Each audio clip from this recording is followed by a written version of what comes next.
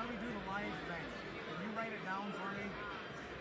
Because some grandmas stayed home, and my mom knows how to do it. There's some people over there that.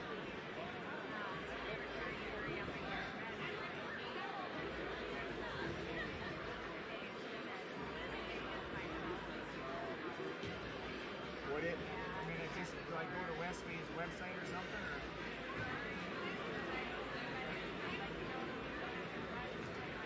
Yeah.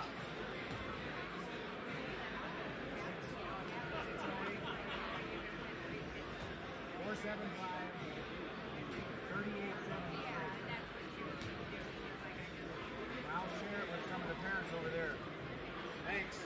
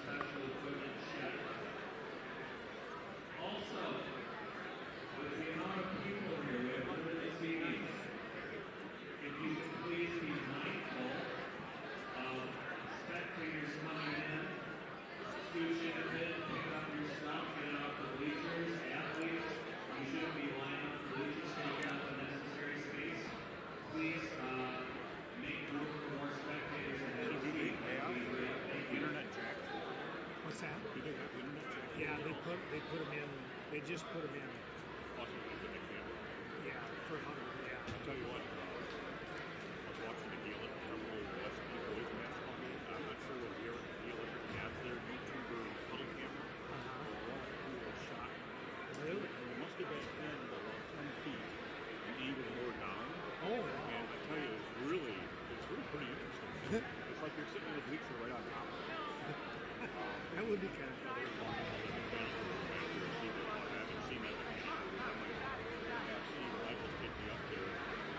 Yeah. Maybe a future project would be helping me out with all the spots, the media, all the way across that. That'd be nice if we had an event like this. Then you don't have to get around and, this kind of stuff. In front of people, and you've got 1, 2, 3, 4, multiple radio stations. You're bringing up 5 different people. You're bringing up No kidding. I agree. I wish they would have done that from the get-go. Yeah, I don't know why they lost, right? Yeah. I think it was. Lost. I left the 2 keys. I can't find the 2 keys I had. So I don't know if I tucked one key here last night. She checked before she could find it. But if you happen to come across it and clean it up. Okay. Nothing major. There's some file cabinets out of UW Gladville. Oh, okay. Nothing I can get in trouble for.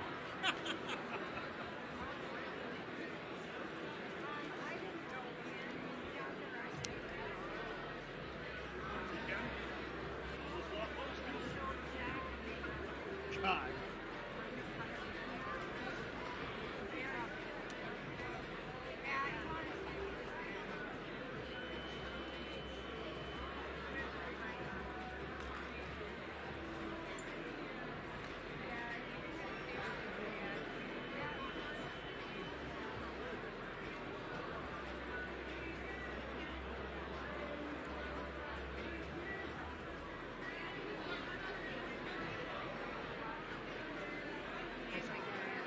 Took a picture.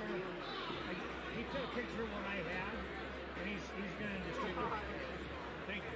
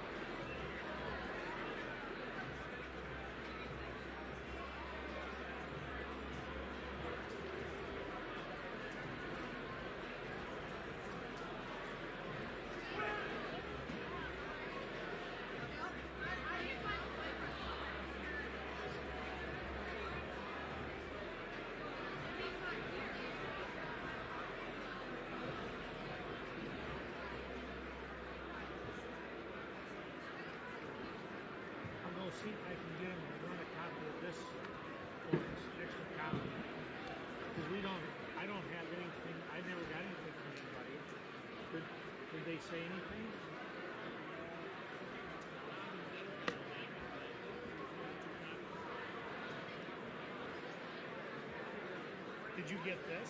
Is there stuff in here?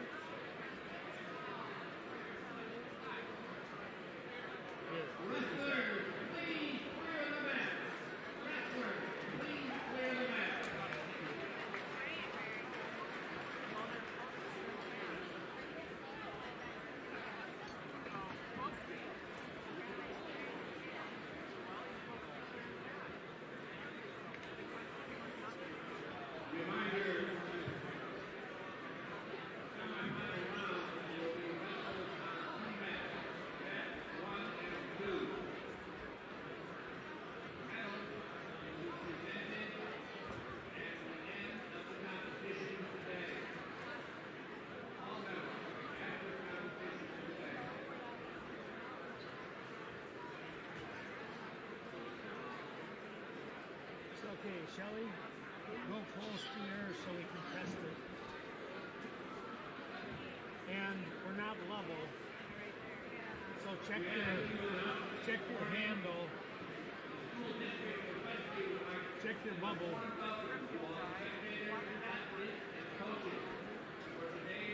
You know where it is, right there, right? So then,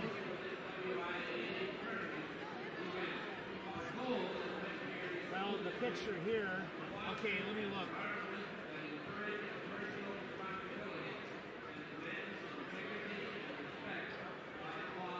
Alright, you know where the handle underneath.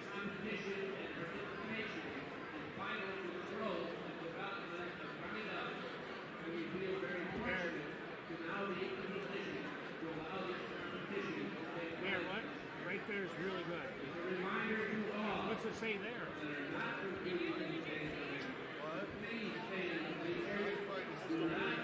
Okay, well, that looks like it's better.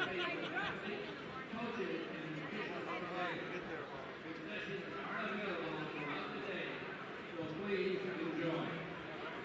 Thank you loudly for your attendance today, and also encourage all residents to do their best in the spirit of competition and sportsmanship.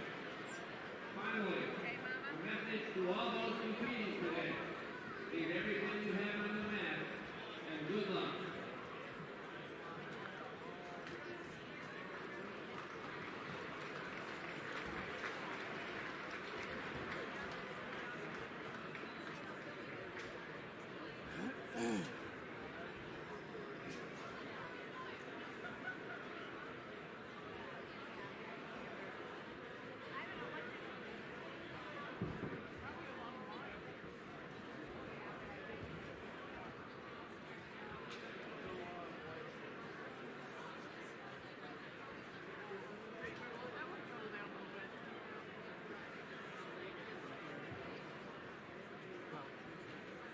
So here's, it's 9:52.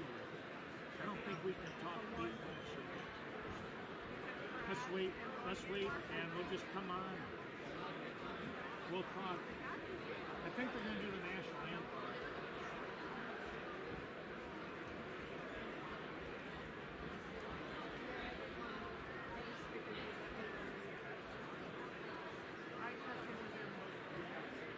Never feel bad and ask me if I got the recording going also. Last night I forgot to hit the start button for the start of the varsity game. And then I realized when after about 4 minutes in, I went, oh. So I'm constantly reminding myself, I'm going to go.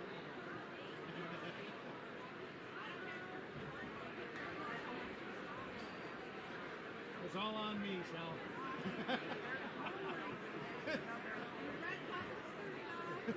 Yeah, right.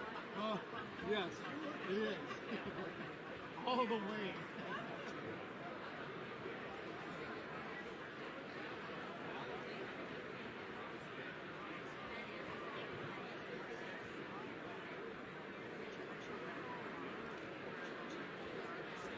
Check.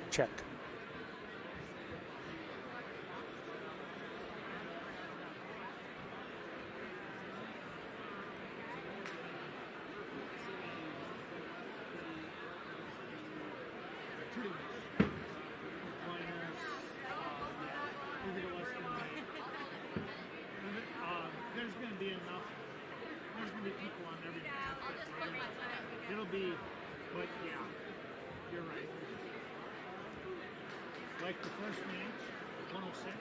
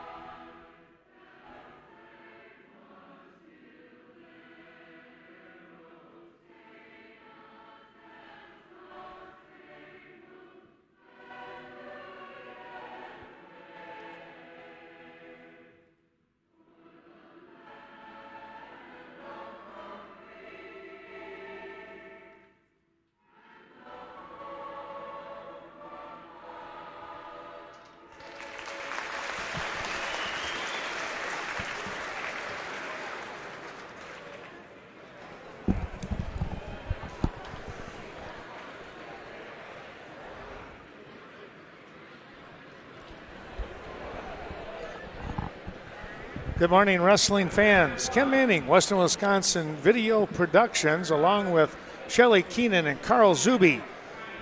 Shelley, Carl, today marks less than a week before the state championships begin at the Kohl Center, coming up on this coming Thursday. My goodness, it's right around the corner. The final step to get there is here in Westby. And Carl, we're going to see, as they kind of say once in a while, the fur fly, stuff like that. We've heard that term a long time ago. It's going to happen here. Yep, rubber's definitely going to meet the road here. No kidding. That's for sure here. And we're getting things ready to go with our first matches. We're going to start things off at 106 pounds. Mat number 1, which is the one that I'm just moving here. It's on the upper left side of the screen. This is going to be Jake Fitzpatrick of Aquinas. He's coming in with only one loss, 36-1.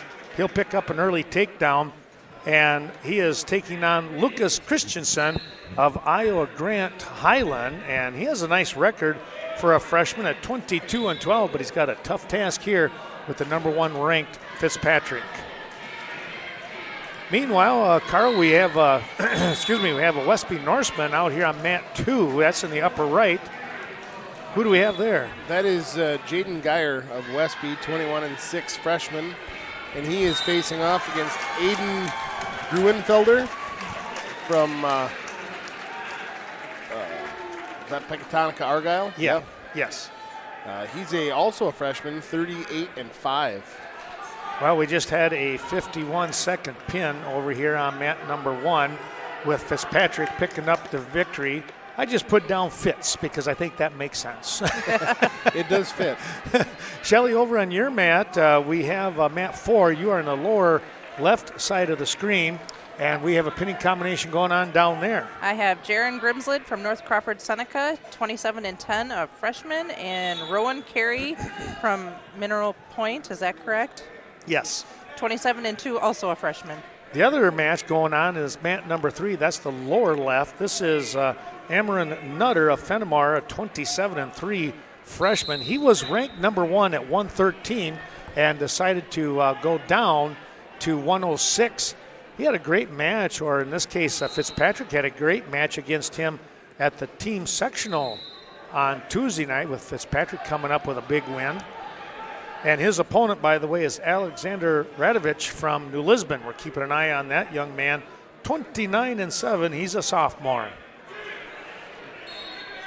Let's go back to that Geyer match here for the Norsemen as we keep track of our area wrestlers. And we're going to see a takedown by Gruenfelder, the freshman, coming up with that takedown, and he is going to have the early lead. This young man, Carl, he's a buzzball. He is. He's got a lot of pep to him. Got to like that. Well, the Nutter match on mat 3, he leads by a score of 5-0 as the first period comes to an end. Okay. They just gave Geyer an escape on mat 2 with there's 5 seconds left on that mat. 5-0 score on mat 3 with New Lisbon and Nutter of Fennimore. Radovich of New Lisbon. Well, they're having a little trouble down on mat number 1, so we have yet to get the 113-pounders. Now they're going to call them forward. And if we take a look at 113, it should be Reid Sawyer of New Lisbon. He is a 25-6 sophomore, picking up the championship from that Cashton regional, taking on Jacob Orloff, a sophomore from Peck Argyle, 32-7. So fairly close in records here. And there's a pin by Nutter. That pin coming in the second period. It kept the clock running, but it was probably about a 254, 255 pin time. And we just had a pin down on mat 4 as well. Rowan Carey from Mineral Point just pinned Jaron Grimsled from North Crawford Seneca. All right, so Carey. Now, Carl, remember here that they lose this first match. They're not necessarily out of the tournament, are they? No, they're going to go back over to the consolation side and try and get their way back to third. And they have to hope that the wrestler that defeated them wins in that semifinal, and then they'll get the opportunity for a wrestle back. So 2 wrestlers will be done today, but 2 are still alive. We don't know which of those 2 of those 4 that lose will be back, but that's going to happen here after the semifinals. We'll be able to fill in that part of the bracket sheet. We still have a 2-2 score here with Geyer of Westby at 106 pounds on mat number 2, and coming in on a pretty good looking shot there at 106 pounds is Gruenfelder, and he's going to get the takedown. We have Brookwood's Dylan Powell on mat 3, 33-5 junior at 113 pounds, and he is wrestling Cade Rule from Mineral Point, a freshman, at 20-4. Right now, Rule leads by a score of 2-0 with that takedown. I have to tell you, Rule has really come on strong here in the last 3 to 4 weeks here. Watching him at that SWAL SWC conference tournament, and a big win, of course. You know, getting through that very, very tough regional down there with Mineral Point, and of course then the Lancaster one was even tougher yet. Mat 4, we've got Brock Hoskins, a 35-7 senior, wrestling Elliot Bibba. Bibba, yeah. Bibba. I think it might be Bibba, but I think it's Bibba. From Iowa Grant, 25-6 sophomore. Hoskins leads, or he's trailing to Bibba by a score of 2-0 with 30 seconds left to go in the first period. 4-3 score with Geyer as we move to period number 3. And Gruenfelder is going to choose down. That's, again, on mat 2, upper right.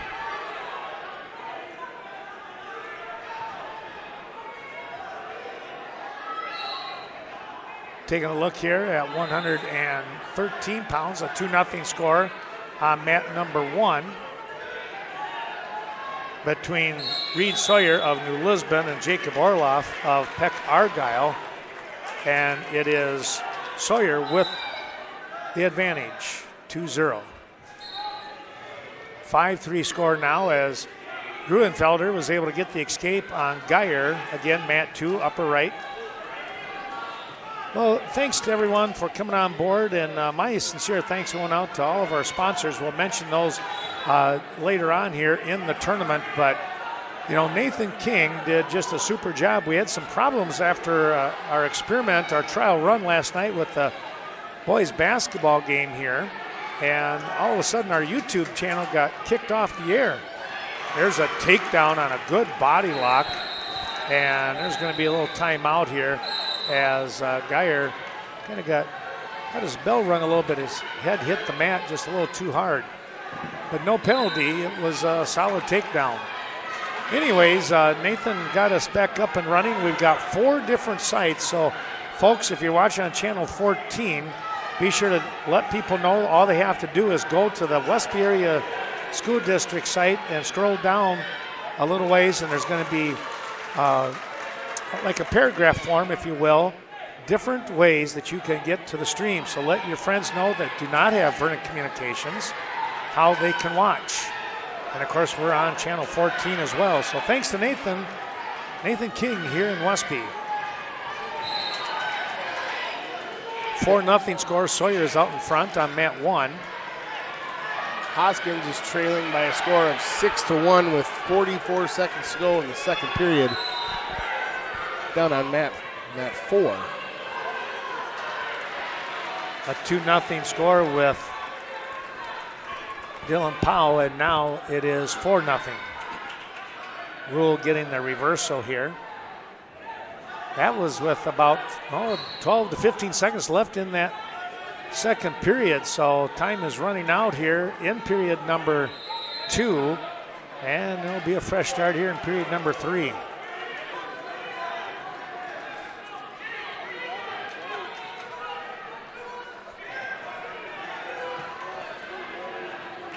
Still no takedown here. It is Reid Sawyer in the lead on mat 1. And how are things going down there with Mr. Hoskins? He is trailing by a score of 6-1 as they start the third period. They're going to start on their feet.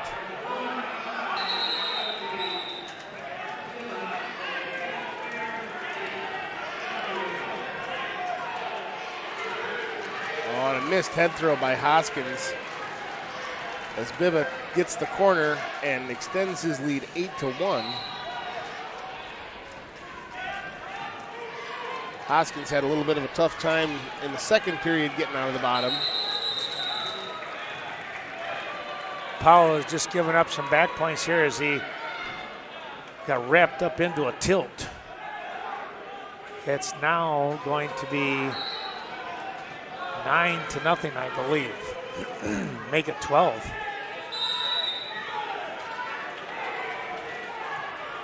(3-1) score, 4-1, or excuse me, 7-4, I should say, with Geyer.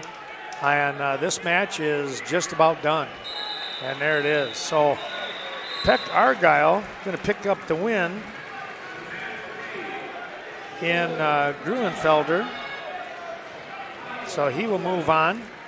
And now Geyer will have to wait and be a cheerleader for Gruenfelder. It's gonna be a tough one because he's got to wrestle Fitzpatrick, and boy, I tell you what, that's a tall order. 34 seconds to go on the Hoskins match. He looks like got a reversal. 8-3 now the score. He did. Picking up the win on at 113 is Sawyer. Final score on that one, I believe, was 6-0. So a good solid win for New Lisbon.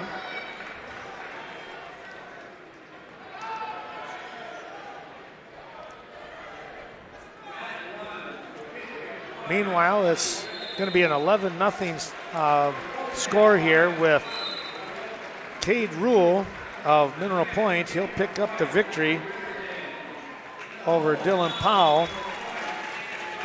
And now they'll have to wait. Dylan will have to wait and hope for a wrestle back here a little bit later. Hoskins fell to Bibba of Iowa Grant by a score of 9-3. Okay.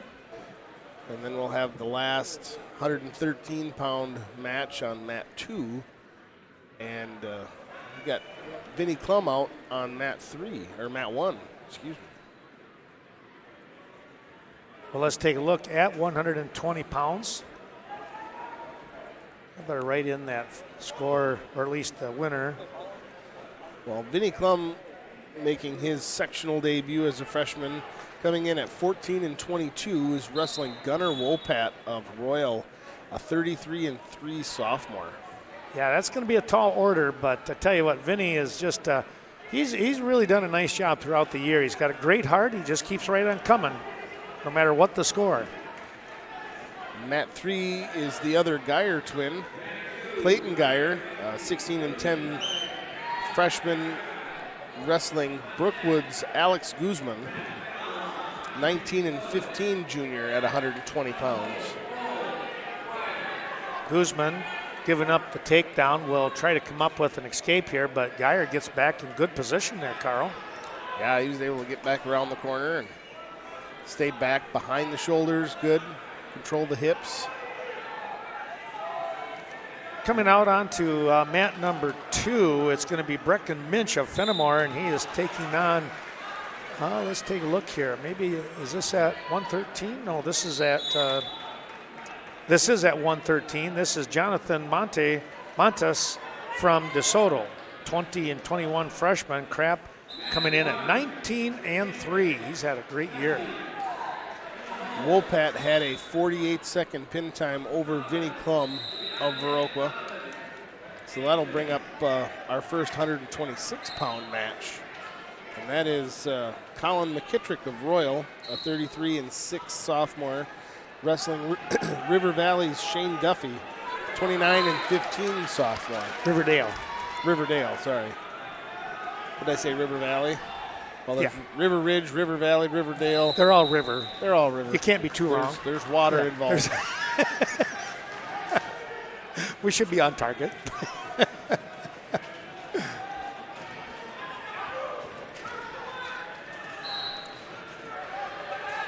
We'll take a look here. We also have now at 126 pounds, as you mentioned, it is Colin McKittrick taking on Sean Duffy. And, we'll kind of keep an eye on McKittrick, his older brother picking up a state championship last year, Nolan. And now the sophomore trying to find his way to the state tournament.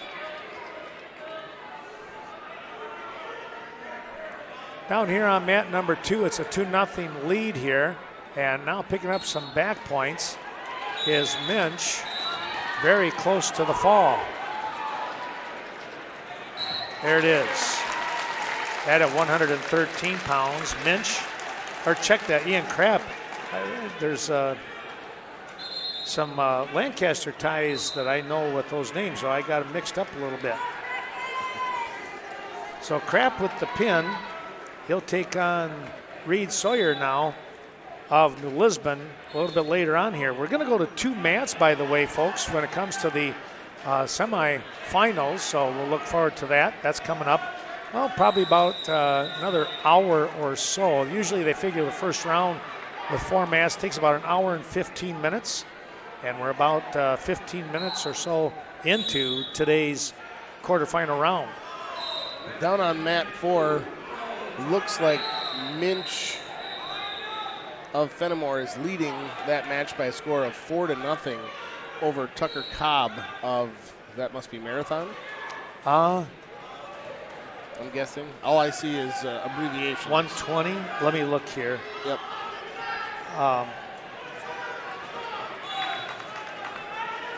Is it Marathon?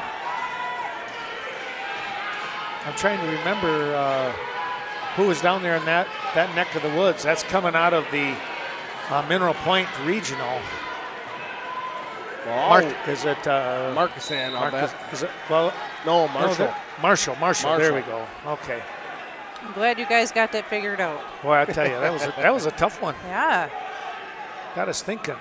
4-1 score, by the way, on mat number 3 with Geyer and Guzman. It is Geyer with the lead. Also on mat number 2 here, coming out onto the mat at 120 pounds, Carson Crowe of Mineral Point taking on Jackson Maguire of Iowa Grant Highland. I wonder if these two gentlemen wrestled the other night. I didn't have that match, so I'm not 100%. Well, excuse me, I mean at the conference tournament. It probably did, but I just don't recall it. Right now, it's a 2-0 lead for Mineral Point, picking up the takedown, and he's got a near side cradle. He's not able to maintain that, and Crowe will have to give up that pinning combination to Maguire, but it's still the lead with Mineral Point. Over here on mat number 1, it's 4-2, and now a quick little timeout. Gonna take care of the nose plug, it looked like. Now they're ready to go again.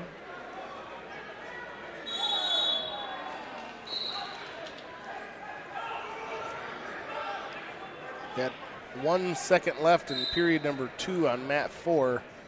Fennimore's Minch still trailing by a score of 6-0 as they're just about ready to start the third period. McKittrick just comes up with a nice reversal and leads 6-2. Again, that's at 126. Some excellent matches coming up here. We hope that you're enjoying all that we have to bring you today. Taking a look here with 120 pounds on mat 2. That score is 2-0 yet as they're back up on their feet to begin period number 2. And it's going to be Crowe getting in real tight on a double leg, and he'll pick up the takedown. Mineral Point out in front now, 4-0. Meanwhile, McKittrick out in front, 6-2 on mat number 1. And Carl, where are we at with Guzman and Geyer? Geyer is leading 6-1. We're just 30 seconds in or so on that third period. The wrestlers chose to start neutral for the third period. And Shelley, your match down there with Minch, how's that rolling? It is currently 8-0. And whoever has the green leg band at the moment. Minch, I believe. Okay, then he is ahead currently.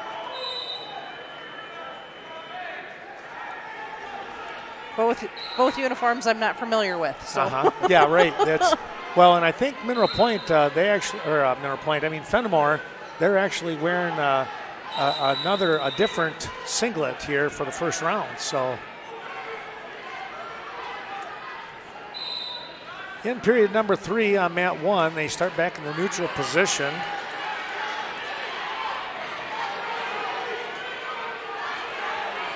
Geyer had gotten the takedown with about 50 seconds left in the third period. So he edged it up 8-1 and then gave the escape to Guzman. So 8-2 is the score with about 20 seconds left to go. Okay. We have a illegal hold on mat number 2, so it's 4-1 score. Did you get a win down there? We did just get a win down here. I believe the Winch from Fennimore just won.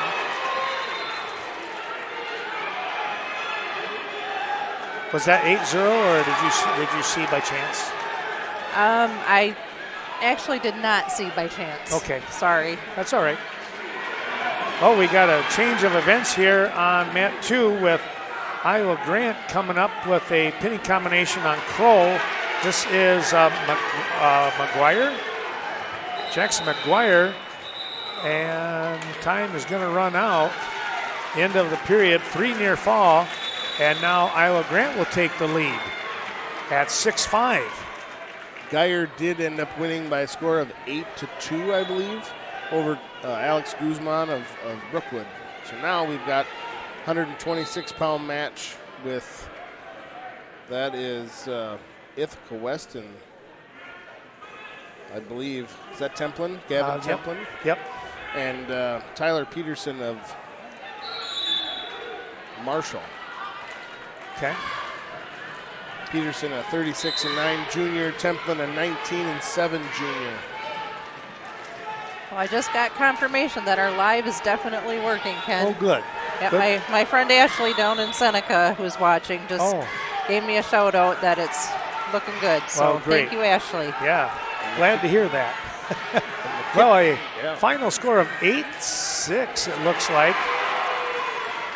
Down here on mat number 1 with McKittrick. If I got that one right, boy, he eked that one out.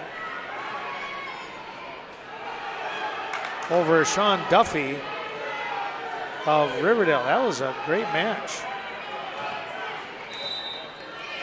So mat 4, we have New Lisbon's Marcus Froyseth, 23-15 senior, and Fennimore's Brett Birchman, 40-5 junior.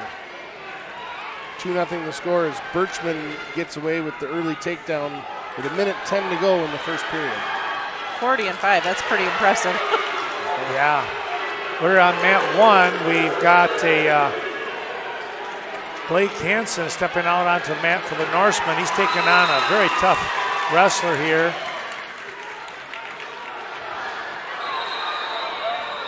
Well, they got some confusion on mat number 2. That's a tough break right there.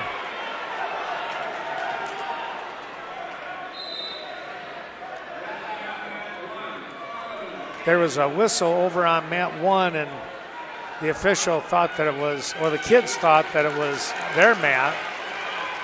Yeah, they're going to get that one sorted out. Yeah, there's tempers were flaring there for a little bit. Yeah. We got the cheering section from Iowa Grant kind of down below us here to my left. Very adamant. Well, he's got to be careful. Too early in the day to get a warning against you. But I don't blame him. I don't blame Coach Curtis there. I think any coach would have been fired up a little bit on that one. Sullivan, by the way, it's Lucas Sullivan of Mineral Point. He's a top-ranked wrestler taking on Blake Hanson. That score is 6-3 right now. Templin just got taken down, escaped, and then got the takedown again. So it's 3-2 in Templin's match. Oh boy, we just got an illegal hold here on mat number 2, and it's now tied at 8 apiece. 7 seconds to go here in the match. We might go into overtime. That's going to be a caution. Wow. What a turn of events here. It's fun to watch. It is. I'm not emotionally invested in either wrestler, so I'm not freaking out either way, but. There's the reversal. Whoa, what a win there. Mineral Point with 7 seconds. They pick up a reversal and win 10-8. That at 120 pounds.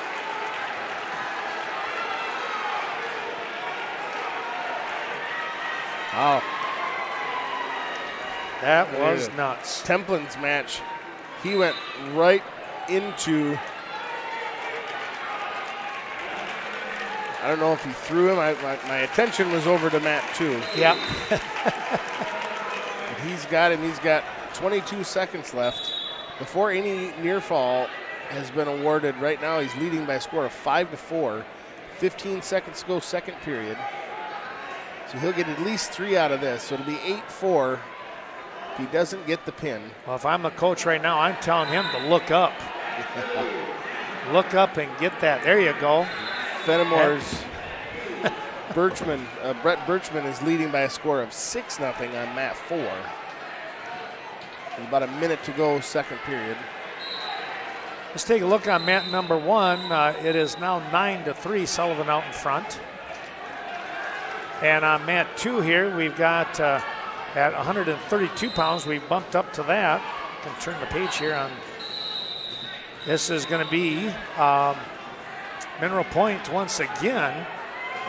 It's going to be Trapper Novsker Nosker coming in at 33-6. He's a senior taking on, I can never say his first name, Asimio Tirado of Cashton, 20-11. He is a senior. Oh, nice double leg. Just right in under the garage door there.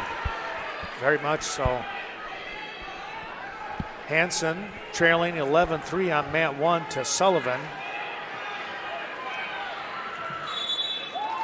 We're going to have a 3 near fall as the second period came to an end for Birchman. He's leading by a score of 11-0 now.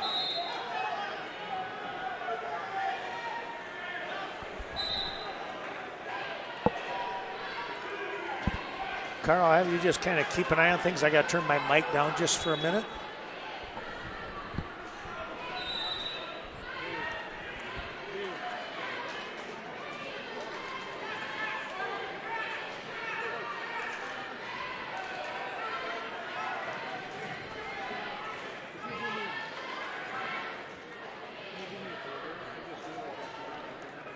That's 126 on that one. That's Hanson.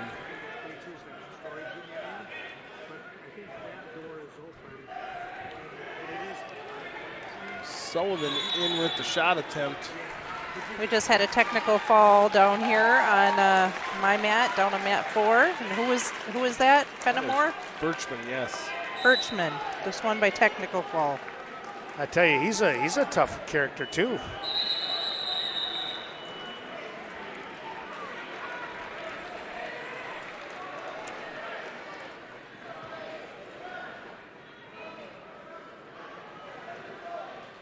Navsgar of Mineral Point with 3 near fall to end the first period. So that edged him up 7-1 as they start the second. He'll go in the down position. Tirado to cover as they start the second. 126-pound Gavin Templin is leading by a score of 8-4 on mat 3. As we get some things sorted out. Tirado trailing 7-1 on mat 2 here of Cashton against Mineral Point, and now Point able to hit a Granby roll to get another reversal. Down on mat 4, I have Seth Grino of Desoto versus Mason Welsh of Iowa Grant Highland. And I think currently Seth is in the bottom position here. Yes. Seth has really done a nice job this year for a freshman. He's in a tough weight class, but he battles. Tirado in trouble here right now. And there's a pin, so Mineral Point's going to pick up a pin.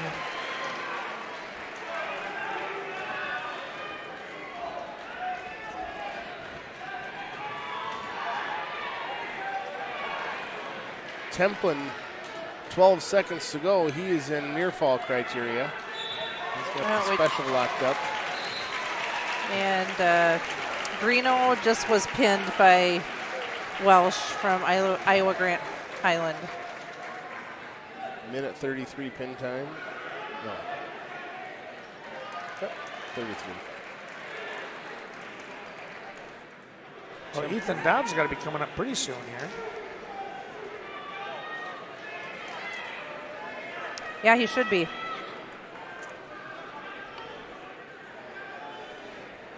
Looks like he's going to be in the this mat right directly in front of me. No, that's Preston Broker. Oh, that's Preston? 38. Yep, that's Broker, yeah. Oh, well, Ethan should be coming. He's out here somewhere. Looks like he's over there warming up. Now, Templin won? Yes, Templin won.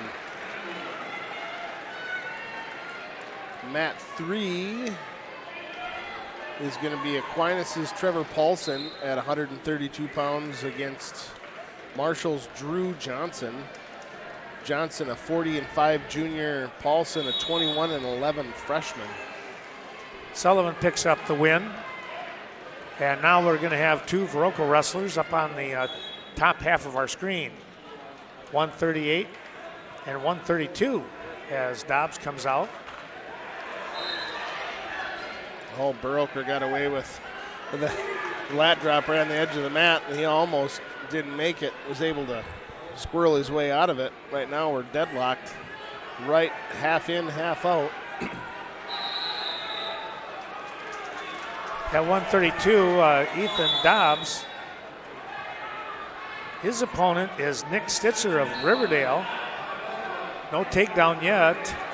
Well, it looked like Stitzer was in good position, and he had a great fireman's, and Dobbs somehow got out of it. But now Stitzer's coming right back. Good battle here with these two guys. They're both showing some quickness. Great job there by both wrestlers. They'll come back to the center of the mat in the neutral position. Good call by our official out here, and Lynn Eisensee. If I had a nickel for every game that man has officiated between baseball or softball, volleyball, wrestling, I could retire. And in the course of how many years? Probably 35, 40? Yeah, at 40? least. I'll bet. Yep, I bet at least. Yeah. Well, you could even share some with Shell and I. Yeah. I got a long ways to go before I even think about catching up to that. And when that era of officials decides to hang their stripes up, Wisconsin will be hurting. Yeah. I don't know what the average age is of the officials in Wisconsin, but I'll bet it's over 40. A couple years ago, it was like 55 or something like that. Wow. I thought it was nuts. It was old. It was, I shouldn't say old, but it was up there, you know. So we got to get those fresh legs out there. What's Broker doing over here, Carl? He is trailing by a score of 2-0 as they start the second period. And it's a 2-0 score for Dobbs with Stitzer on mat 1 with 10 seconds to go in period number 1. Stitzer trying to come around from behind. He'll pick up the reversal. And time goes out here, 2-2. Something won, and I'm not sure what happened there. It was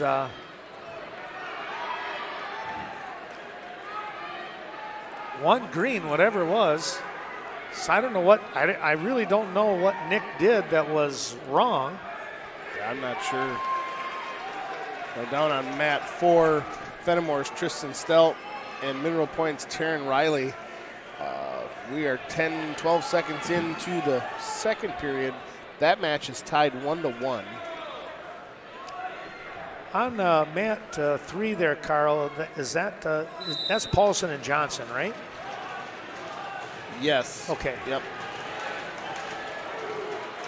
And that mat right now, Paulson is leading by a score of 2-0 with about a minute left to go in the second period. We got an official's timeout down on mat 4. He's at the scorer's table trying to get some things figured out. Viroqua able to, is that a reversal? He started second period down? Or I saw the 2 points. I didn't know if it was a takedown or a reversal. He had both legs, and his opponent just fell over backwards, really. Jesse Pinky.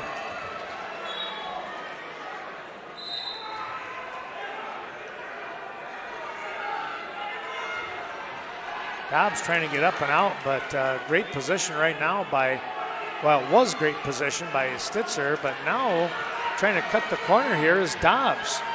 These two guys really showing some great speed.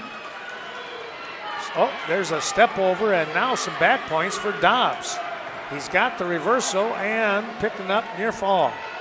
Dobbs has probably got one of the best set of hips in wrestling that I've seen him. Yeah, he's really good with them. I mean, it looks like he's in a bad spot, and all of a sudden he's got points. Yes. I don't understand it. I don't try to. Probably just as well, right? Yeah. It's frustrating enough watching. Yeah, 8-2 the score in the Dobbs match.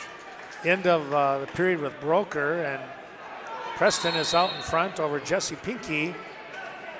4-2 score. Well, we're following all kinds of wrestlers in our area. And of course, I'll get the. I left my sponsorship list down below, so. And we'd need Moses to come back and part the Red Sea if we were going to get out of here. Yeah, that's for sure. Yeah. Well, I sent Dave Gluck. I figured he'll clear a path. I appreciate Dave being around here too.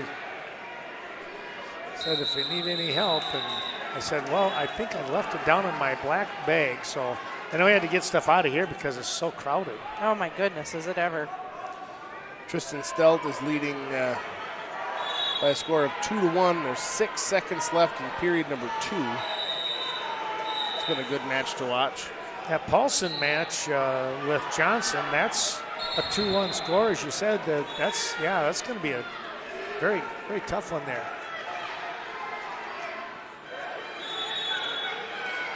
It's good to see so many fans out supporting these young wrestlers. That's right. Good. Yeah. It's good to see full gyms and wrestling matches. Yes.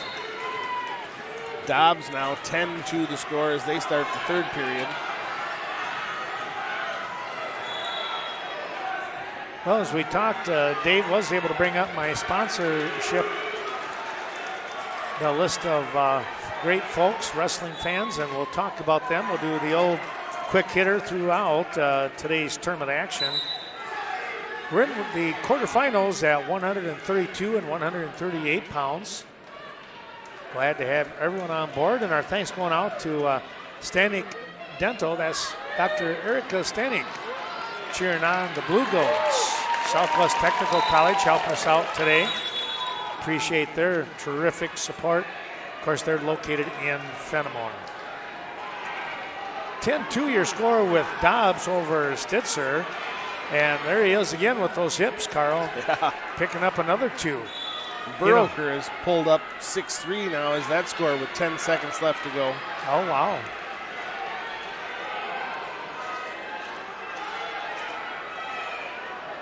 It's good to see these first round wins on these local guys so we don't have to worry so much about the other guy winning.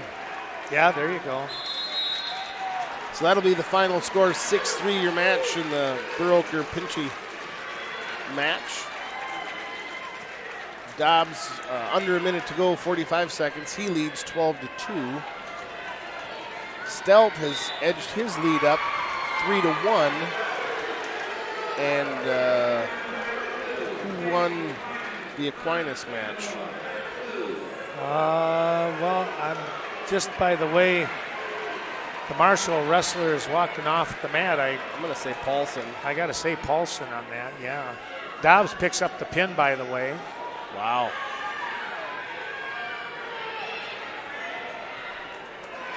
So 30 seconds left to go in the Stelt-Riley match, and it was tied up 3-3.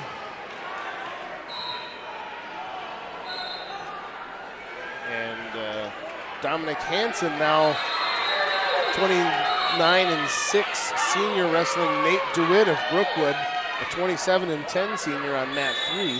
That could be quite a match.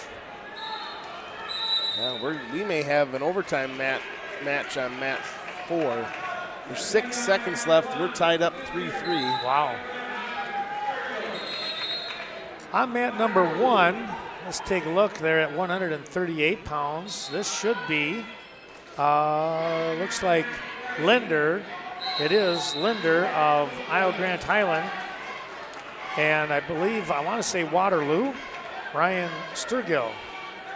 Paulson did win at 132. He did. Thank Yep. you, Shelley. Appreciate that. Mm-hmm. Thanks to Snowflake Ski and Golf bringing you today's action from Westby. Of course, they're in Westby. Sleepy Hollow, Levon, Michelle, and the crew at in Viroqua. Sealand's Carpetland, Tim Sealand in Coon Valley. Scenic Bluffs Community Health, the corporate office located in Cashton. Does that sound right, Waterloo? Yes, that is. I Okay. checked. Thank you.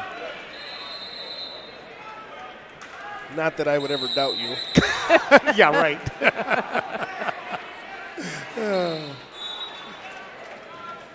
You've forgotten more about wrestling than I've ever learned. You're right about, I forgot. We are in overtime. Mat number 4, 3-3. And that is Tristan Stelt and Taran Riley. So we'll see if we can get a takedown. Wow, Riley in on a single. Stelt tries to roll through, and he's gonna get the takedown. He's looking for the pin.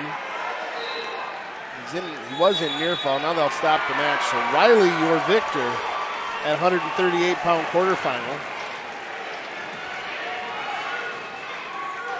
So we'll conclude that 138-pound weight bracket with Dominic Hanson's match. Right now, he is leading by a score of 3-2. Just 5-2. Sorry, he got some back points. 5 seconds left in that match. Linder nearly came up with a pin, but then wound up going out of bounds here on mat number 1. That at 138 pounds with his opponent and Ryan Sturgill.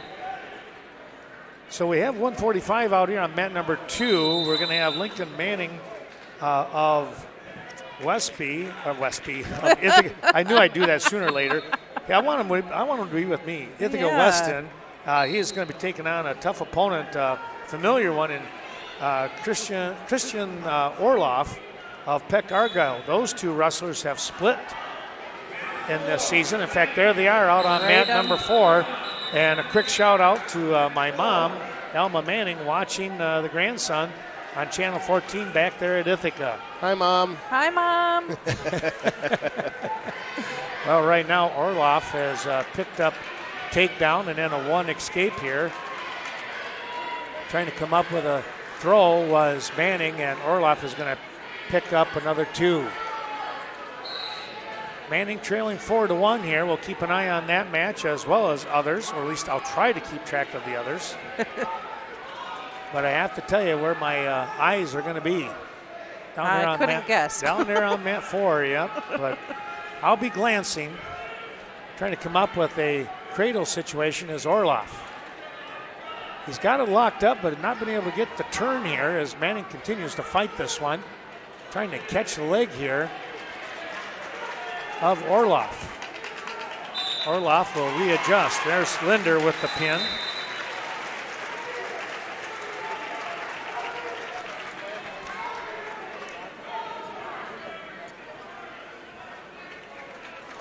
The winner of this match with Manning and Orloff has to take on the winner of mat number 2, which is Flagey and Hahn of Fennimore.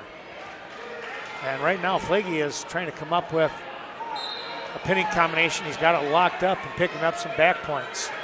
Manning trying to get out from behind here, down to 20 seconds in period number 1. Lower right corner of the screen. We've got Oliver Pellock of Viroqua, 20-7 sophomore, wrestling on mat 1. His opponent is Emerson Moen of Iowa Grant. Highland, 20-11 sophomore. That'll be the end of period number 1. It's a 6-2 score right now. Orloff on top. Choice goes to him, and he says neutral. Blake Hanson's match, or Dominic Hanson's match, of Westby on mat 3. Heading into the 3rd period, Hanson leading by a score of 7-2. Orloff has his choice, and the coaching staff says, let's go neutral. Here's a nice shot by Manning. Can he finish, though? Orloff throws the hips in, and he is going to capitalize with a takedown.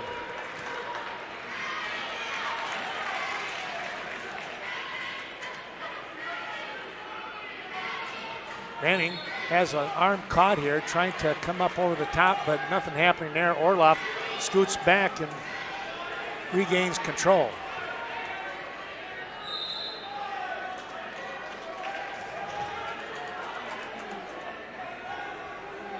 It's now 8-2. Orloff over Lincoln Manning. We got a little timeout here on mat 2 as Flagey is out in front 7-0. Getting some attention is Hahn of Fennimore. Meanwhile, it's a 3-2 score. What's going on there? Who's ahead with Oliver down there on 1?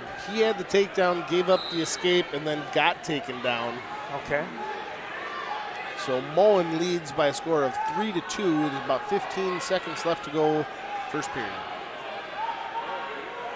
Meanwhile, Manning trying to come out from underneath here, but Orloff really doing a good job of keeping those hips back. He does not want to get high on Manning. He gave up a pin in our last meeting because he got a little high.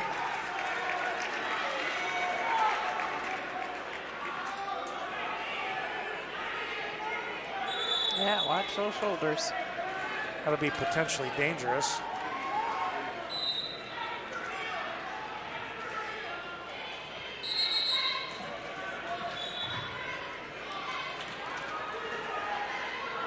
(7-2) score is on mat number 2.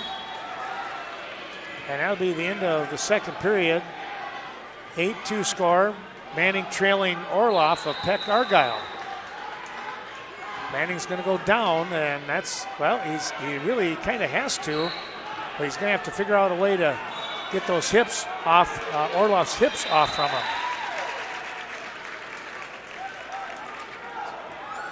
Pellock got the takedown, but then gave up a stalling point by failing to return his opponent to the mat, or failing the attempt, I should say. Manning comes up with a reversal and trails 8-4. Trying to get out in front here and maybe come up with a chest crusher, cross-face chest crusher, but Orloff not going anywhere. So Manning will go back and try and ride and see if he can't get a pinning combination with the legs in. Orloff standing up here, and out of bounds they go, back to the center. Dominic Hanson was the winner against Nate DeWitt of Brookwood at 138 pounds. Did you see the score on that? 7-2-ish, 8-2-ish, I believe. See. Okay. I figured it would be a pretty good match. Manning throwing the legs in. He's got just over a minute to go to try and get a turn. He's got to get a turn on a pin or a couple of turns. That's where that 4-point near fall they're talking about maybe for next year could come into play. So Matt, 245-pound. Your winner is the Flaggy? Flaggy, yep. Flaggy.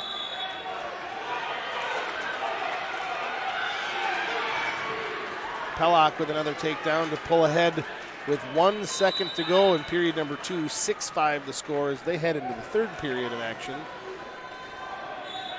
And it's going to be Mullen's decision. He'll choose down. Pinning combination on mat number 3. That was Joseph Pinky picking up a quick pin in 44 seconds. He's looked tough all season. He has, hasn't he?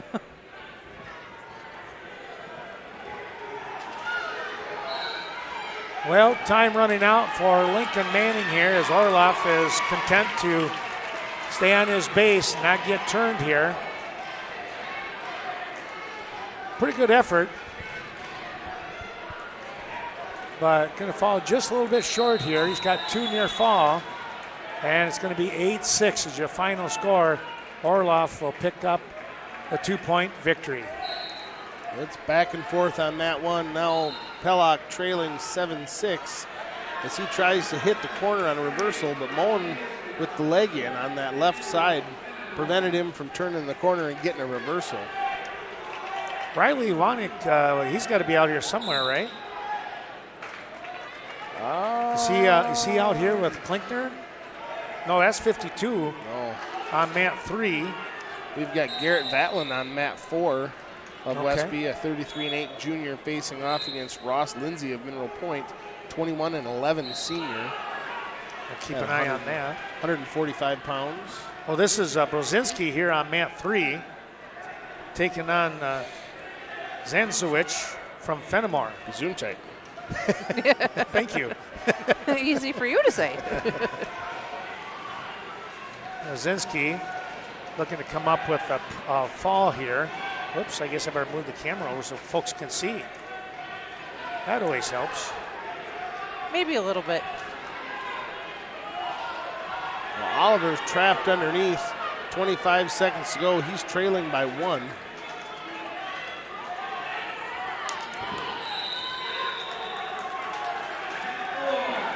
I'm waiting for a stalemate. I know Getters is pretty hot. Potentially dangerous. 10 seconds left. Oliver has quite the hair. He does. He picked up Pantene as a sponsor. Well, he should. It's beautiful. Oh, a quick little sit out, but he's not able to finish. Oh, a tough one there.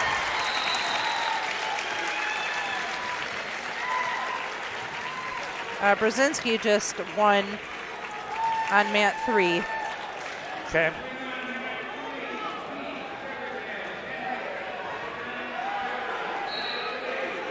And I'm not sure what happened. You said the young man from Broca lost over there? Yeah. Yes. Okay. 7-6. Well, right below us here on mat 2, this is Lonick and Klinkner. We have Abe Clements of Kickapoo Lafarge on mat 1 against Kelvin Hargrove of Aquinas. Hargrove a 35-2 junior. Clements an 18-18 freshman. Klinkner is going to defer. He will get his choice in the third period. Wanik chose down. Klinkner is going to go with the optional start here and give him the escape. Vatland trailing as they head into the second period, just getting started by a score of 2-0. Great crowd here. We hope that you're enjoying today's broadcast. Our thanks to the Riverbank in Westby and Coon Valley. Our thanks to Richland Grant Telephone bringing you today's action. In Blue River, Ray's Gas and Goodies out of Cashton. Portland Implement on the outskirts of Cashton there on Highway 27, the intersection.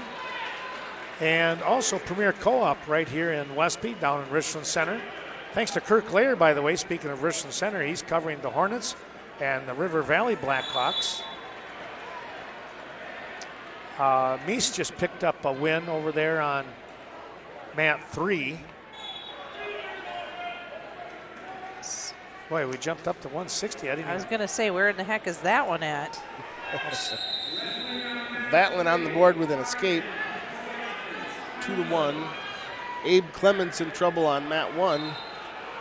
He is trailing by a score of 10-1 after those near fall points are awarded. Vatland just got a takedown. So he's leading 3-2. Wanik out in front 9-2 here on mat 2 over Klinkner.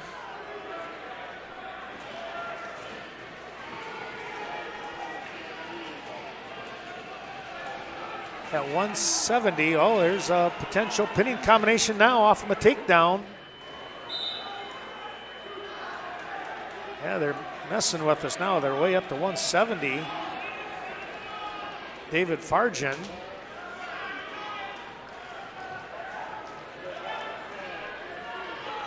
Trying to come up with a pinning combination.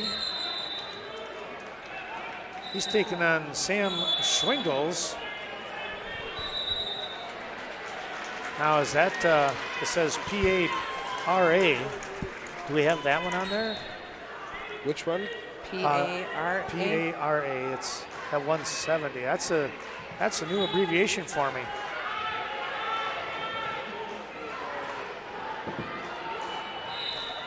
I want to say Parkview, but that seems Is it like... Pecatonica Argyle? Nope. Nope. Okay. I know their uniform. Parkview Albany? Parkview, there you go. There you go.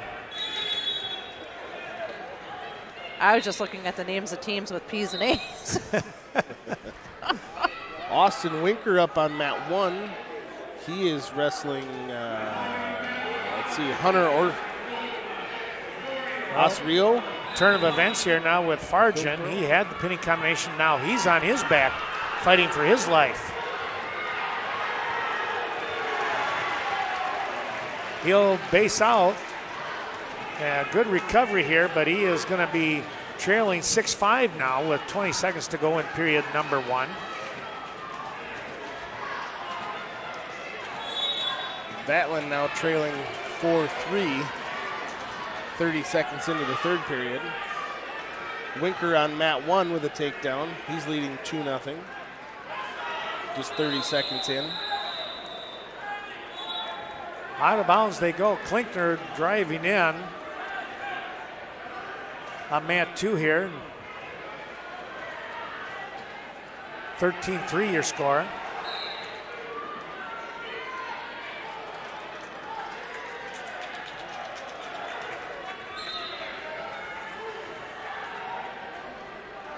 Winker's picked up a takedown and will go with the early lead. Yeah, he's got some near fall too. Oh, he did. 5-0. I missed that. Austin Winker of the Blackhawks. Vatlin got an escape. He's tied it up 4-4 with some blood time.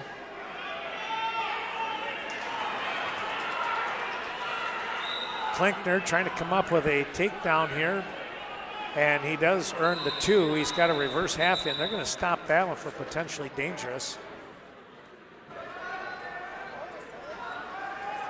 Wanik had that arm stretched out pretty good there. Farjan trying to come around the corner here, trailing 6-5. If he could pop the head free, he would get the reversal.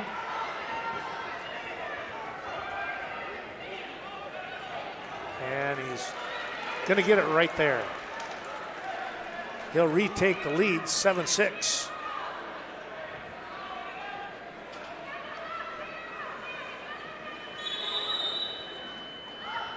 Minute left to go in Vatlin's match. That's tied up 4-4. Both wrestlers on their feet.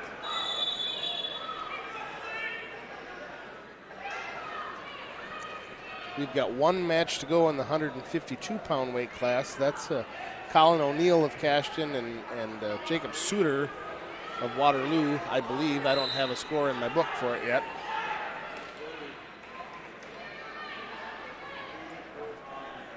5-0 score here with Austin Winker, and I'm not sure who had their choice, but they're back up on their feet.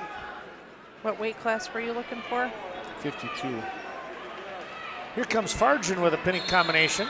That time is going to run out. Thanks going out to more of those sponsors. Let's take a look. Organic Valley, Lafarge and Cashton, O'Reilly Auto Parts in our area, down in Viroqua, Richland Center, North Crawford Seneca Wrestling Club, wishing the best to the Coach Haiti bunch. How about that? And Nordic Lanes right here in Westby. Hope you're enjoying today's broadcast, as well as Nicolati Construction out of Stoddard. Thanks to Mike Nicolati. And speaking of Mike, it's Midby's TV and the Plains. Mike Midby bringing you today's action, located out there in Cashton on Front Street. Vatlin able to get a takedown. There's 23 seconds to go. He is now in the lead, 6-4. Now Lindsay of Mineral Point has turned around. He's faced Vatlin. Vatlin in on the front head. And he'll give up the escape with 7 seconds to go. 6-5, and that will be your final score, with Vatlin winning that 145-pound quarterfinal. Wanik won, by the way, 14-5. He'll move on to the semifinals.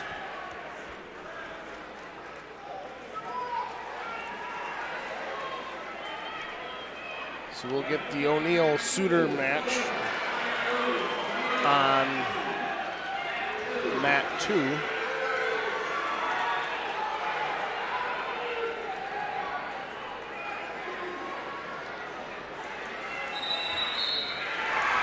Farjan with the pin after leading by 11-9 at 170 pounds. Winker has brought his lead up 7-0 with that takedown in the second period. They're just underway in the third, and he'll pull away with a reversal. 9-0 your score. Let's take a look here. A nice little shuck by with O'Neill, and he'll pick up the 2 here on mat number 2. 152 pounds. His opponent is Jacob Suter from Waterloo. Mat number 4, Wyatt Annan of Fennimore, 11 and 10 sophomore, is wrestling Mineral Point's Jimmy Tibbetts, 17 and 12 junior. And Viroqua's Blaine Permer is wrestling Bo Hanson. Permer, 11 and 10 sophomore. Hanson, a 28 and 7 senior. More of those wonderful sponsors, Main Street Mobile Mart in Viroqua, along with Lynn's Home Center in Cashton, bringing you today's action. Appreciate their support. And Legacy Grill in Coon Valley. We appreciate all that they do. Thanks to Jeff Lenzer. Laval Telephone, serving Laval and the Cazenovia area. Take a look here at maybe a couple more while we got the chance. Coon Creek Feeds, Wayne Crusinga, supporting today's broadcast down there in Coon Valley. Ithaca Weston Wrestling Club, the Ithaca School District. We thank them for their support as they were able to kind of like foot the bill, I guess you would say, with the streaming last week at that regional. They did a wonderful job hosting. And Hartshee Lumber in Laval bringing the action thanks to Scott Parrish and crew. Well, we got a pinning combination with Winker. Got the leg in, there it is. Winker picks up the win.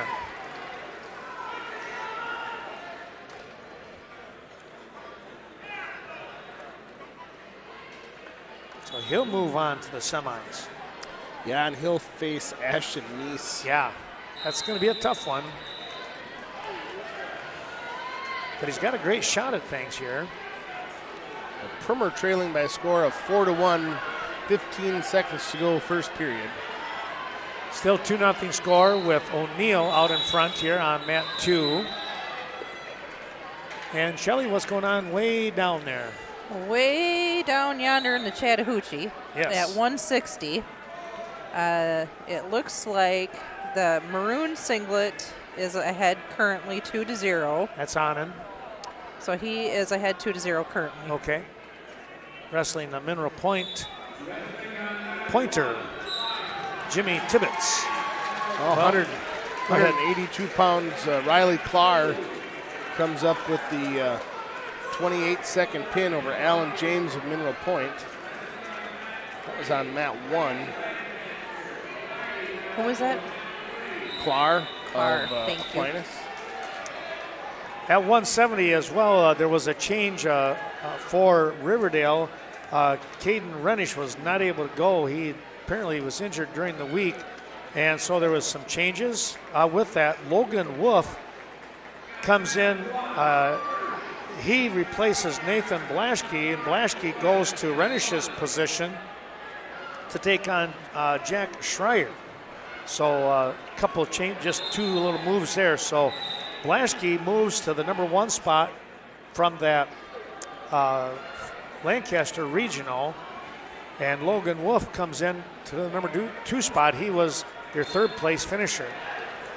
At 182 on mat number 1, we are going to have Peck Argyle and Royal. This is Tate Hirsch taking on Evan Palmeric.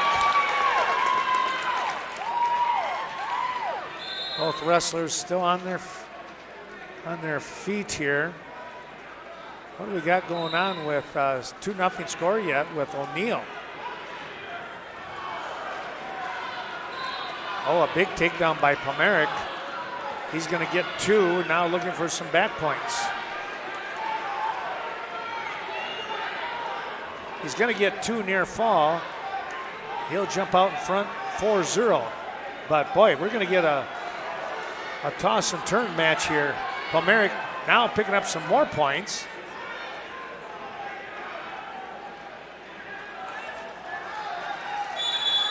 We're nearing the out of bounds. We'll go back to anything you got going on there, Carl?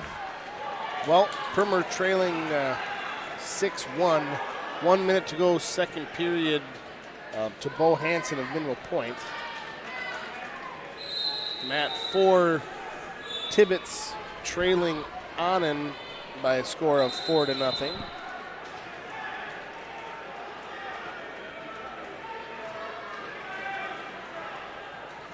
Pomeric out in front 6-0. Trying to fight off a potential Granby roll, and looks like he's going to be able to do that. O'Neill trying to get out from underneath the grip of his opponent, Jacob Suter of Waterloo.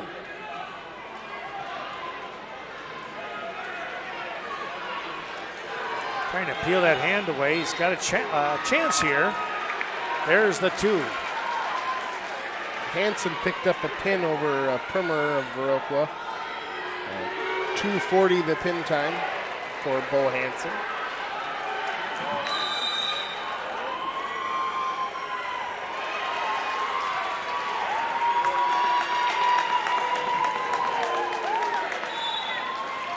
O'Neill now with the pinning combination over Suter of Waterloo and the pin. That was tight.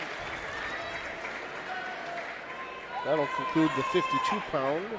We should, with the conclusion of Annan's match, he's leading by a score of 9-0 on mat number 4.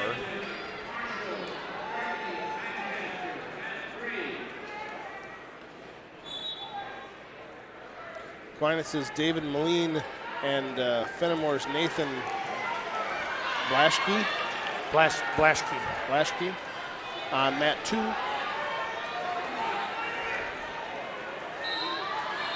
Hadley Gilardi on mat 3. Gilardi, a 18-5 senior. Wrestling Lancaster's Bryce Galley. I don't know if it's Galley or Golly, but yeah, either way, I think you're. He's 31-7 junior.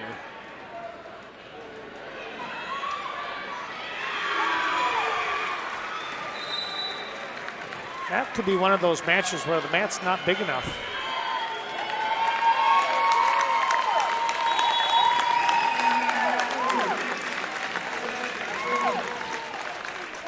Annan will win his match 9-2. I don't know, you may have just said that. I did not.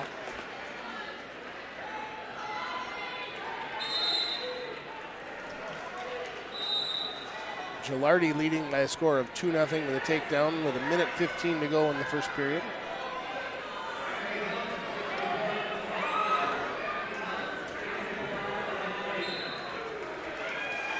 Our thanks going out to one of those sponsors. Genuine Telcom in Richland Center bringing you today's action.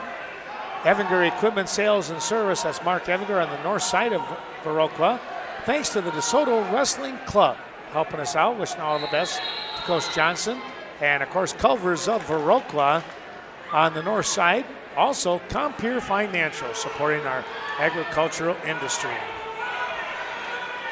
So Jack Schreier of Cashton is wrestling down on mat 4.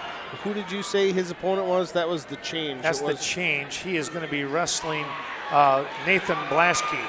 Blaschke moves down to that spot, replacing Kaden Renish of Riverdale. And Blaschke's from Fennimore. Correct.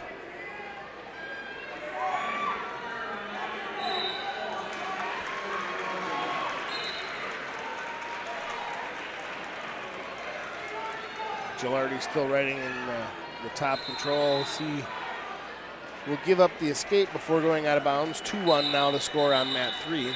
Pomeric leading 13-8 as his opponent trying to make a comeback here.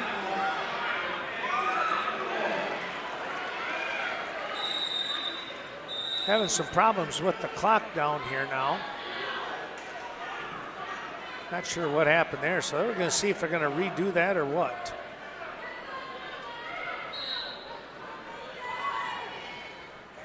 That's a tough one, and it's a lot of times it's not even anybody's fault. It just doesn't go. You're punching that button and it says, not going to listen to you. Technology, gotta love it. Moline leading now by a score of 5-0 on mat number 2 over Blaschke of Fennimore. Got a pinning combination, or had a pinning combination down there, Shelley, on mat 4. That isn't that. That's at 170. That was the other change. Who's Moline wrestling here on mat 3? He's wrestling Logan Wolf. Logan Wolf. of Lancaster. And you said Blanchke is wrestling whom? Blanchke is wrestling Schreier. And they're back up on their feet.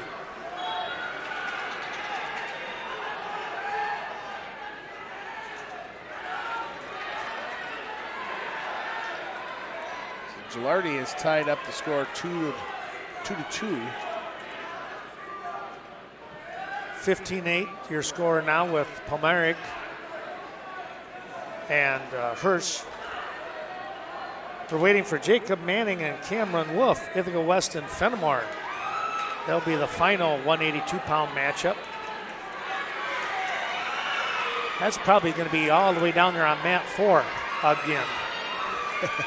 Pomeric all of a sudden got tossed on his back here. He's trying to fight this off. This is going to be a tough spot for him. It's a long time, too, 35 seconds. Yeah, there's the pin. Not able to fight it off. So Hirsch picks up a come from behind victory with the pin.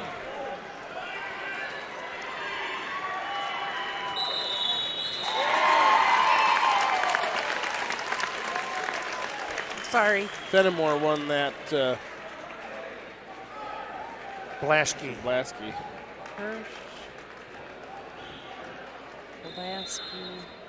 Over Schreier of Cashton.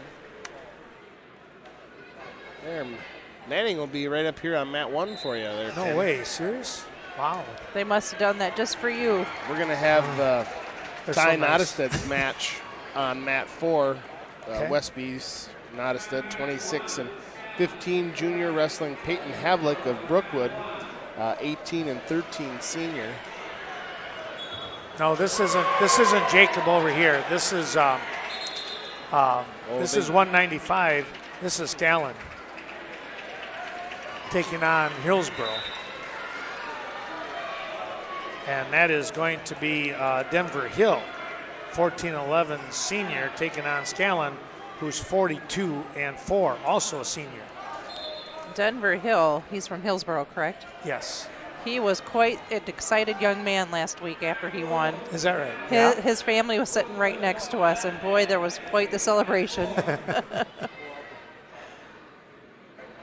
Well, I'm assuming just by the way things are laying out here, the Manning-Wolf matchup will be on mat 2 is what I suspect.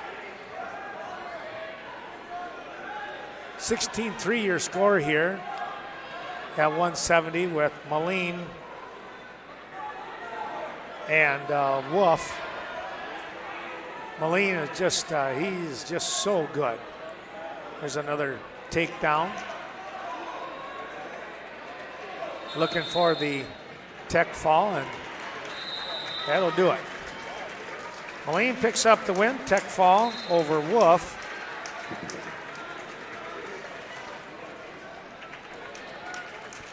Nottestad with the takedown on mat 4 to lead 2-0, 30 seconds to go.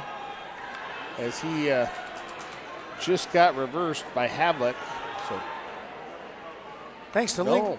Sorry. Oh, thanks to Link Buckles, I was going to say, from out there on Countertops by Design, just outside of Westby on Highway 27, bringing you today's action, as well as Coon Valley Telecommunications, Citizens First Bank in Viroqua, helping us out today, and in Cashton, it's Central Express and the Cashton Wrestling Club. Well, here we go, 182 pounds.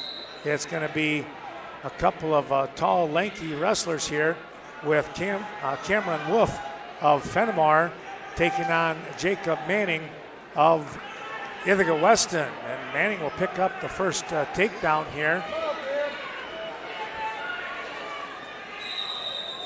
These two wrestlers, boy, I tell you what, it's not very often you find people the same height and stuff, but they're the same height. They look like they got the same kind of build. A lot of length to them. And strength for that matter.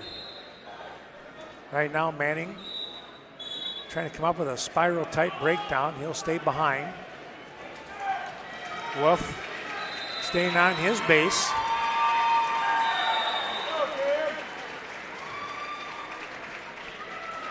trying to get that spiral, but tell you what, Wolf is, he does a good job of keeping his hips underneath him. He's got the head down. Manning's not able to do too much with that. Trying to come up over the top with a far side cradle. He'll let go of that, throwing the legs in. Gotta be a little careful and keep your head up. Gilardi of Viroqua falls to Bryce Galley of Lancaster by a score of 8-2. So he'll be cheering him on. Nottestead still leading by a score of 2-0. 23 seconds to go, but he'll get a locked hands. So he'll give his opponent in Havelick a point. Scanlon out in front, 11-1. Still 2-0 score here. We're down to 15 seconds to go in period number 1. Wolf standing up. Manning was able to bring him back to the mat. Trying to get a crossface in here, but time will run out.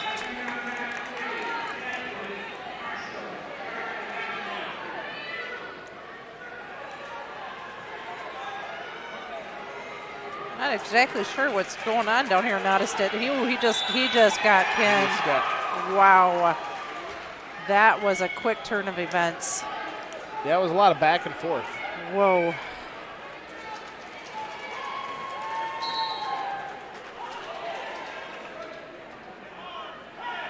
Manning has his choice, and he goes in a down position to start period number 2. Decided not to defer. And now he'll look to try and come up and out. He's going to get the escape.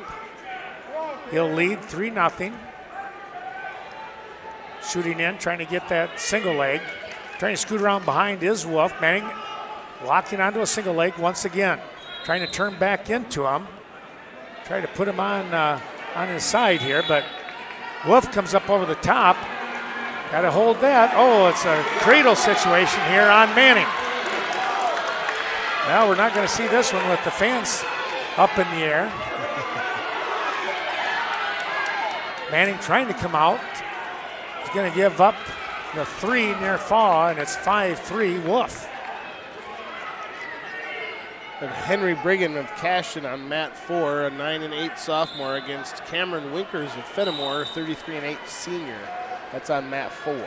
Manning trying to come up. He'll get the reversal and tie this match up at 5 apiece. Trying to get a crossface chest crusher in here, and balling up right away is Wolf to defend. And they'll scoot out of bounds.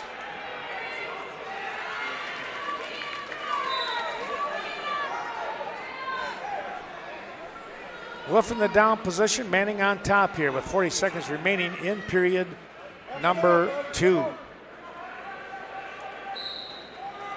Trying to hit a set out here was Wolf.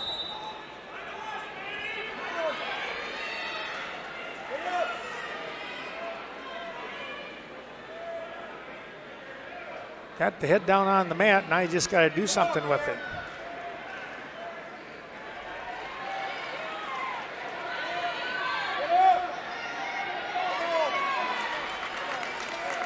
Going with a head lever situation is Manning, trying to stretch out Wolf. 5 seconds to go here.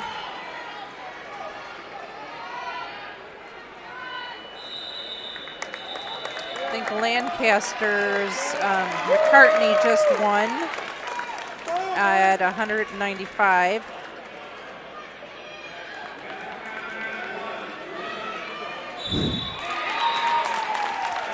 Wolf is going to choose down position here with a 5-5 score here in period number 3.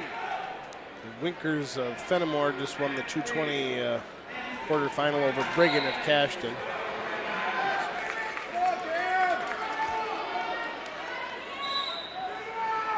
Manning trying to look for a stack. That's not going to happen.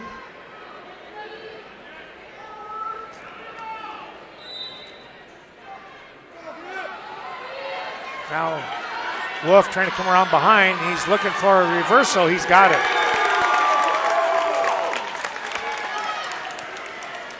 Manning standing up here, trying to get the escape. He's got a chance for a pinning combination. He's got him on his back. Manning trying to hold Wolf. He's got the body lock. He got the pin. Whoa, I tell you what. Woo, that was something to watch. How's the blood my pressure, goodness. Ken? Oh, it's going to come down later. Not right now, though. Well, they made that one exciting, that's for sure. Well, I tell you what, that Wolf is solid. You know, he's long, tall. Yeah, it's a tough one there. I missed the. That had to have been Peralta of Iowa Grant over Spoke of Waterloo. What weight class? 95. Yeah, I did not see that. I think we were all focused on something else. 195. So Matt 1, we have a DeSoto wrestler. Got Nathan Woodhouse wrestling Wesley Egan of, that was that school that I wasn't sure. Oh, we just had a pin down on mat 4. It was 285 Aquinas Heavyweight Horahan over Jamie Fawn Presley of Cambridge.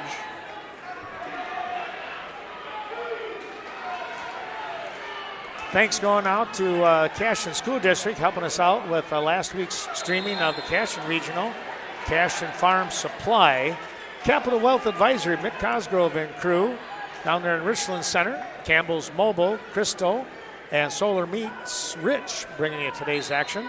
Bobby John's in Cashton, and Advanced Pump and Well. Thanks so much to Larry and Shelley Ferguson. Some good friends bringing you today's tournament action here.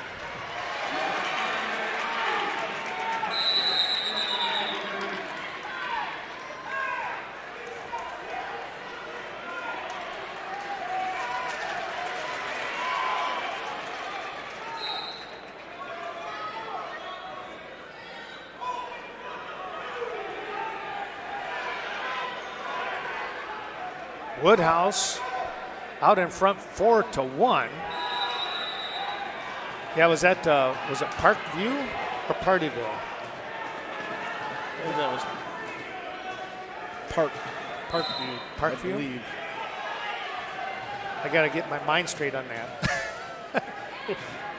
Marshall Self leading this match. He's going to come up with a takedown.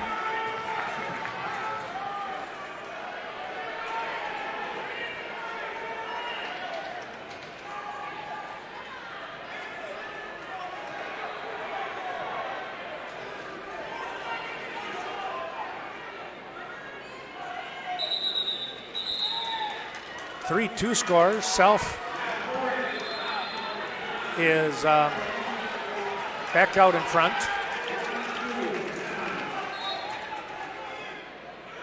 They'll go back on their feet, it looks like. Well, it's the end of the period. So his opponent here, by the way, at 220 pounds from Mineral Point, it's Mac Busser, an 8 and 9 sophomore. You never look past the year of a Mineral Point wrestler, especially when they're young. No. They're growing all the time. Well, there's Self with a nice turn back in on Busser and puts him on his back.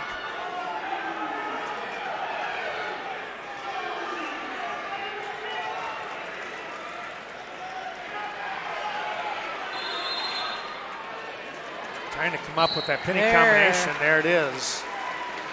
So Self will pick up the win. We say thanks to St. Joe's Equipment, a La Crosse, Richland Center area. Showen Company, Jim Showen and the Marketplace down there in Gays Mills bringing you today's action.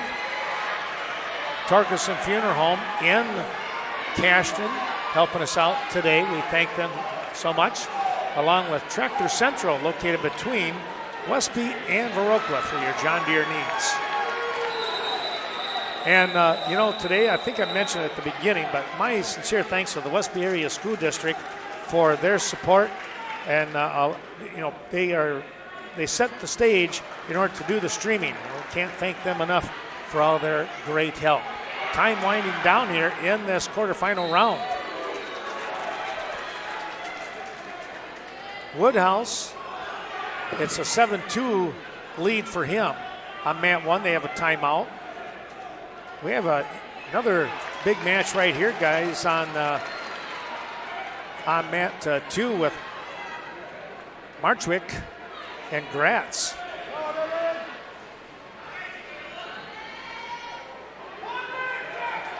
Thanks also going out to Westby Wrestling Club, Vernon Acres, Family Senior Living on the north side of Verokla, Vernon Communications, where you're enjoying this on Channel 14. Vernon, Richland, and Scenic Rivers Electrical Cooperative bringing it the action, as well as Vestbach Oil and Propane. There's a wrestling family. Todd, Tina.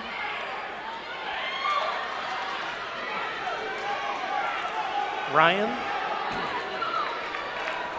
Hanson, Will Hanson of Aquinas trailing Jackson Kenzitzer. I don't know if I'm saying that right, from Iowa Grant by a score of 8-5. There's 4 seconds left. Well, the clock ran down to 2, so their head coaches are arguing how much time is left. Yeah, I think there should have been 4 seconds left on there.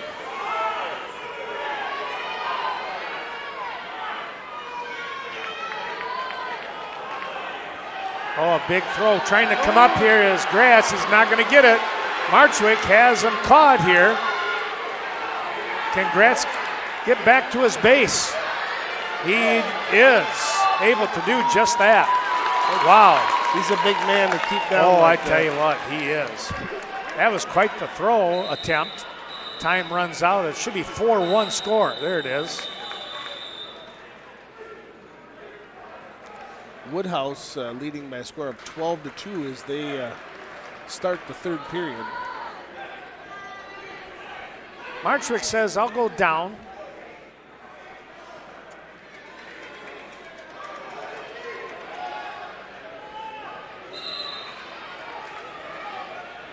We're going to go to a split screen here once we go into the semifinals. I think they're going to start right back in on that, aren't they?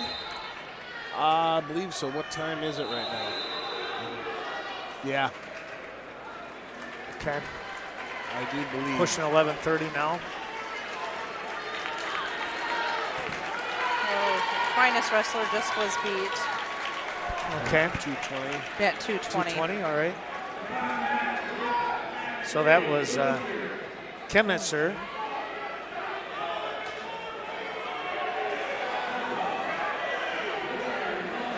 Well, I watched Chemnitzer at that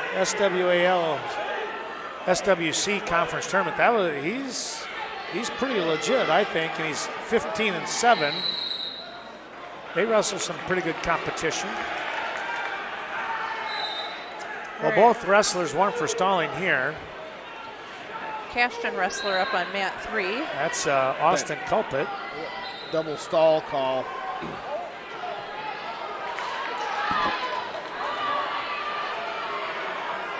Woodhouse fighting off a takedown attempt.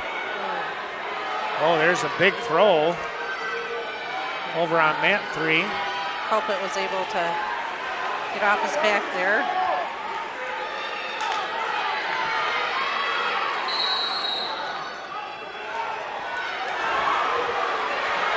Warning stalling on red. Wow. Yeah.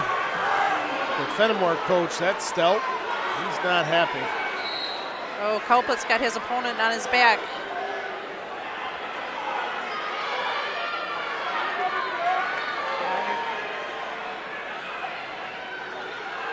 Brookwood Eno Center bringing you this wild action here from Westby. There's the pin.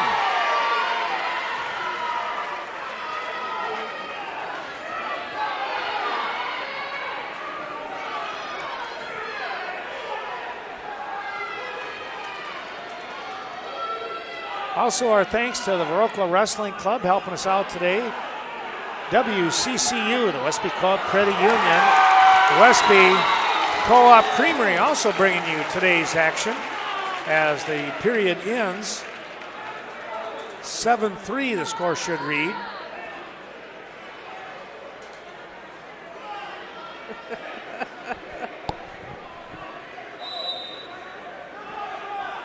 Mat number 2 has had quite the action over here. Yeah. They're going to say the time had run out in that flurry of action right there at the end of the second period here with our big guys. Westby Rod and Gun for great breakfast. Stop in there on Saturday or Sunday mornings right here on Main Street. Westby Co-op Creamery, of course, they're Main Street. Their store. Oh, trying to come up with a throw here. Hip over. Oh. And now Marchwick comes up with a takedown.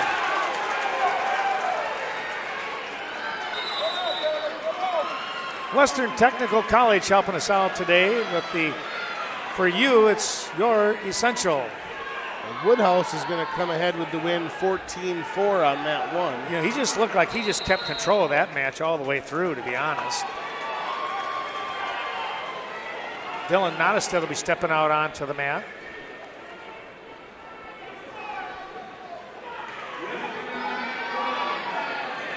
And finally, the zip stop. Shane Nottestead and family bringing you the action. Hey, that's appropriate with Dylan stepping out onto the mat here.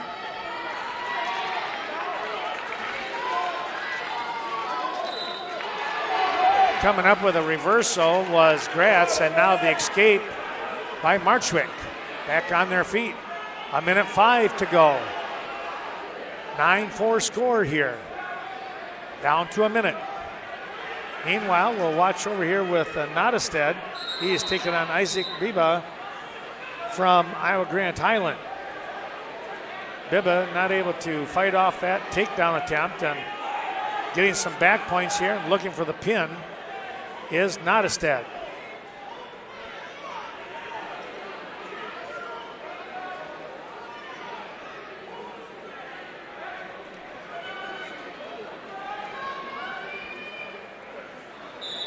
There's the pin.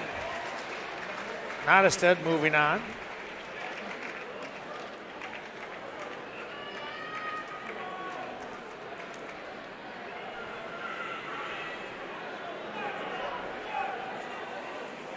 So that leaves us with one match right now. Yep, and probably the most heated match of the day, at least the coach's standpoint. I think so. Definitely. Well, I'm going to switch this to a single then. Yes, very passionate. We don't want to say heated, just passionate. As you should be for your wrestlers, passionate. Did they just say they're going to go right into the semis? I believe so. Okay.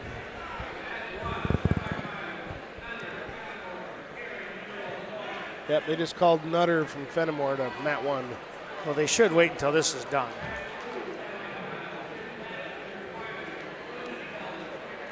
They shouldn't start the semis until this is totally, complete. So hopefully they'll do that. Looks like Lynn Isaac is saying that exact same thing.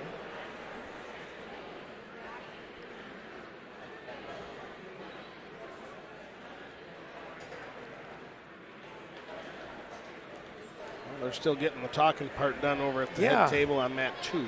Interesting as to what took place there. I'm not sure.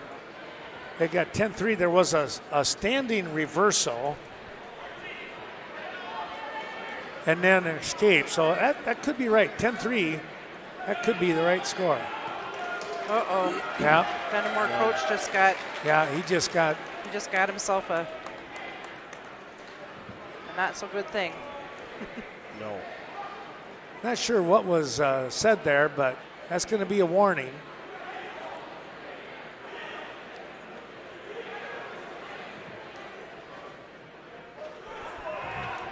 You've got to see that Gratz is going to be looking for a 5-point right now. Absolutely. Marchwick has got to try and get out of this. Got that double overhook here.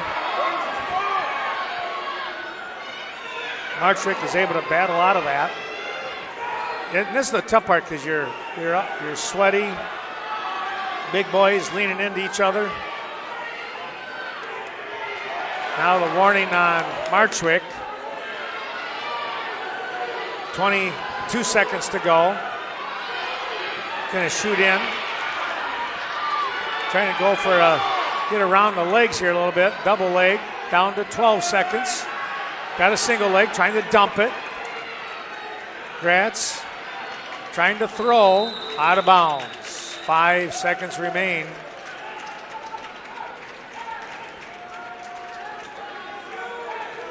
The winner of this match is going to face Aquinas' Horahan.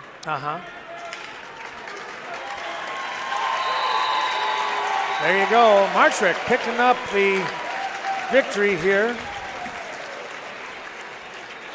Well, before we start the semifinals, I just want to say thanks for everyone watching. We're going to take I'm just going to turn the recording on and off, and then we're going to see if I can find our split screen again, Carl. That might be interesting. But we'll take a break here, and we'll get that split screen going. Hope you enjoyed the quarterfinals here at the Westby Sectional.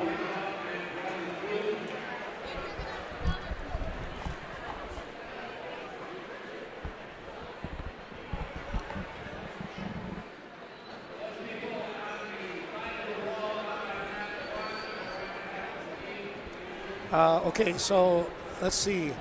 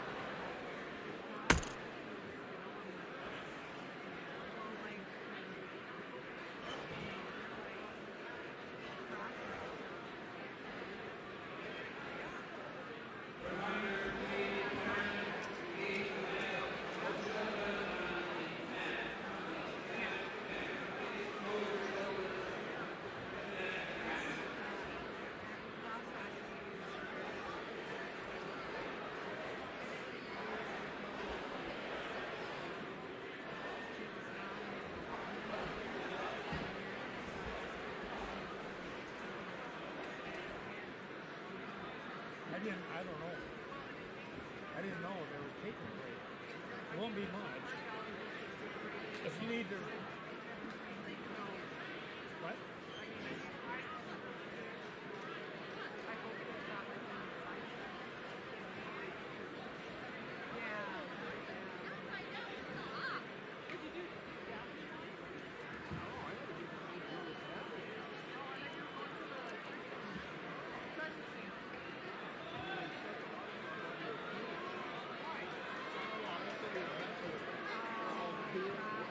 You can. Carl can slide over and. I wouldn't wait. It's up to you.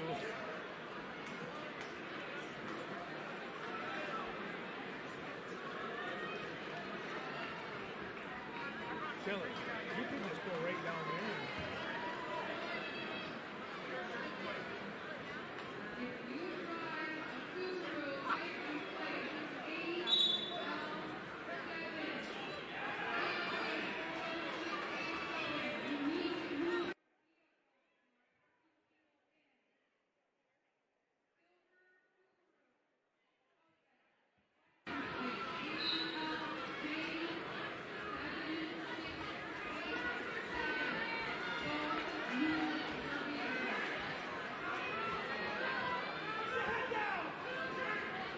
Welcome back to Westby. Here we are with the semifinal action coming up.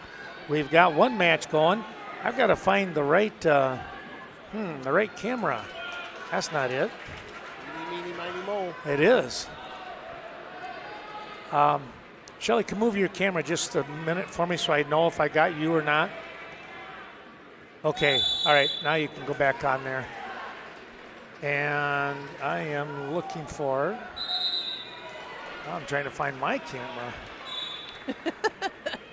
Okay, you're off the picture here. So you need to slide over more and pan back just a little bit. See, my viewfinder is they're barely in the viewfinder then. Yeah, you're gonna have to go to your, there you go. Point the camera towards me. And I got to find this matchup. I've got.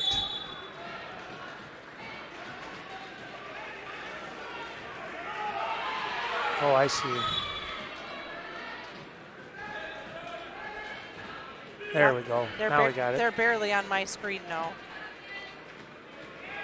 Pan back just a little bit then. Not too much, but on your right. You need to move the camera. There you go. Now you're pretty close. Hard to tell when you've got the I know. good view over there. I can't move it enough so you would be able to see it. Right. So you know what? Here, let me see if I can get. We're good as long as you can see what's going on. Well, I feel like I'm putting you in a bad spot. You're okay. Put two of the cameras on my what? Two? That must be two. You can put those two cameras on the scoreboards and then do your 4 view. You make it sound so easy. Yeah, he does. Well, while you're figuring that out, Amron Nutter and Rowan Carey of Mineral Point wrestling on mat 1. And Aquinas is Jake Fitzpatrick and Aiden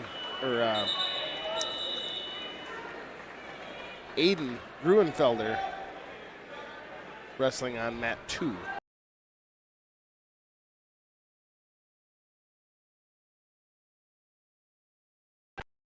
Meanwhile, mat 1's Nutter and Carey are still scoreless. They are in the second period, 30 seconds in. So here's what we'll do is I'll have Shelly, I'm going to take the 2 cameras here and put the top screen. I'll go with Carl's got, that's a good idea, Carl. Thank you for that. And I'll cover the 2 here, and you guys keep track and fill out everything so that we're somewhat close. Does that sound fair? Yep. I'm a good guesser, too, so if I'm not paying attention. Well, there you go. Funny. All right, I like that. 50% of the time, I'm right every time. I just have to move this camera. Let's see here.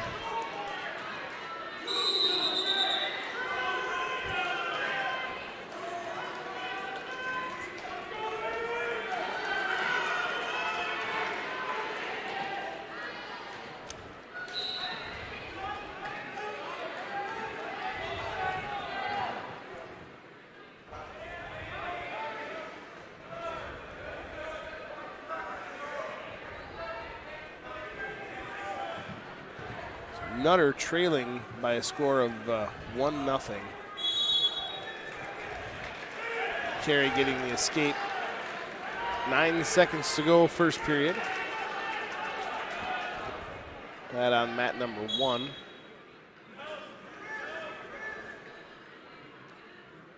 And Aquinas' Fitzpatrick is leading by a score of 9-2 over Gruenfelder. That is Pecatonica Argyle's opponent.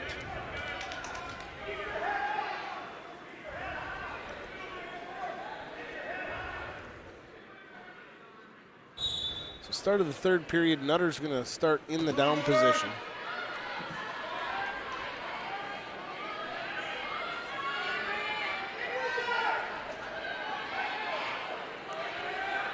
Up to his feet, hasn't broke control yet. They'll go out of bounds, stalling on Carey.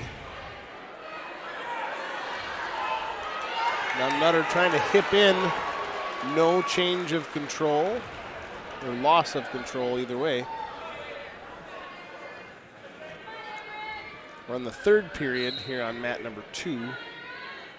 Shelly, take your camera and put it on the scoreboard then of the match in front of you there. Okay.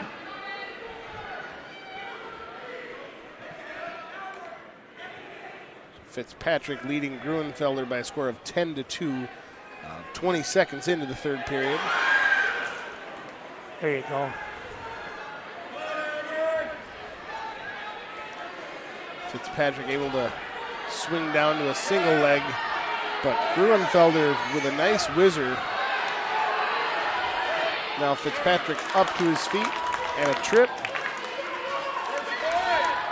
He'll extend his lead 12-2. Nutter still trailing by a score of 1-0. 30 seconds to go first period. And now he'll get a 1 point. Was that an escape? I don't think it was a stalling. I don't think it was. He was right. He was on bottom, I should say. So it's tied up with 5 seconds left. So we're going to see an overtime match here in the semifinals. This here's the important part with this. The winner of the semifinals, they've stamped their ticket to the state tournament. The losers, they still have to kind of battle back here. They're going to have a wrestle back, and then if they win, hopefully they hope they win, then they wrestle for third. And that's your crunch time match. Each level has a crunch time match, don't they? Yes.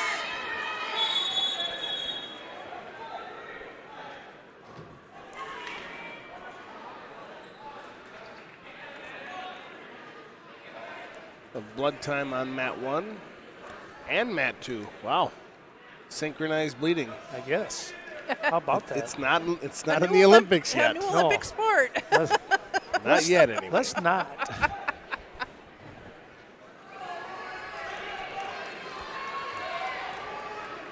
Be a short competition, it's 5 minutes long. That's true. Yeah, it would be. Oh.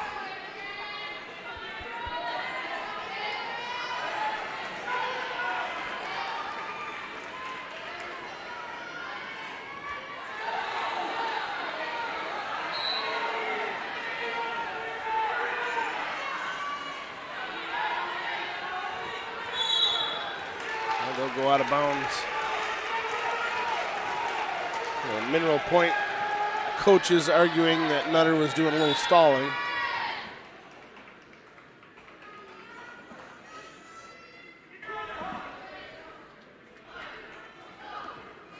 Mat number 2, Fitzpatrick will be your winner in that match. 12-2 to score.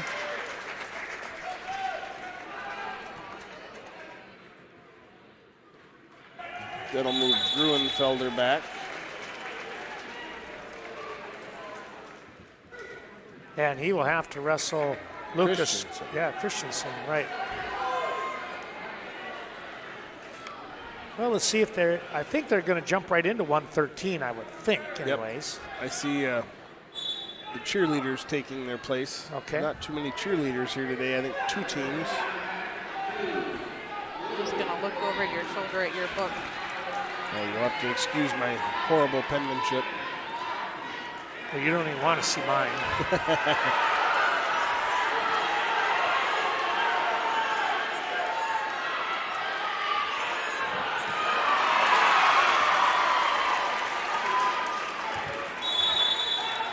Carey will get the escape in the first of the 30-second overtimes. So he'll lead by a score of 2-1. Out on the mat at 113 pounds, this is going to be Cade Rue of Mineral Point taking on Elliot Biba from Isle of Grant, Thailand. Let's go back to this overtime match. And Nutter working from the down position. He's up to his feet. Now with the throw into near fall criteria is Nutter. We have the Fennimore section sitting right in front of us. Yeah. Is that why we can't hear? Or see? Yes. Very But true. with the 3 near fall, that'll bring the score up 6-2 as that 30 seconds comes to an end. And Amron Nutter will go on to the finals to face Jake Fitzpatrick of Aquinas at 106 pounds. That was quite the match. My goodness. So, Radovich is alive. And he will have to wrestle Carey of Mineral Point. That'll be a dandy one.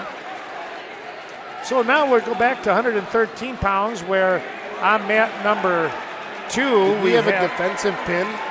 We might have. Yeah, we did. Wow, I did not see it. That was Iowa. That was Rule of Mineral Point. Moving into the finals, he's punched his ticket to the state tournament. Wow, that was fast and furious. Yeah. Tokyo Drift. Wow. Here is on mat number 1, 113 pounds. This is Reid Sawyer of New Lisbon taking on Ian Krapp of Fennimore. 26-6 for Sawyer, and 19 make it 20-3 for Ian Krapp out of Fennimore.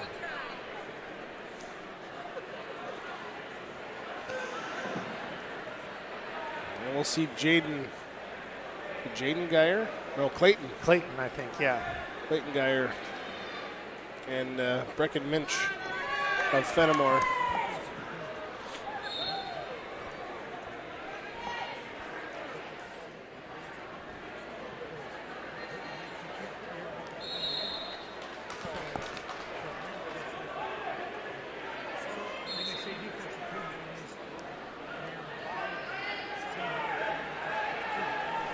Ken is getting some explanation on the 113-pound semifinal match with Rule and Bibba.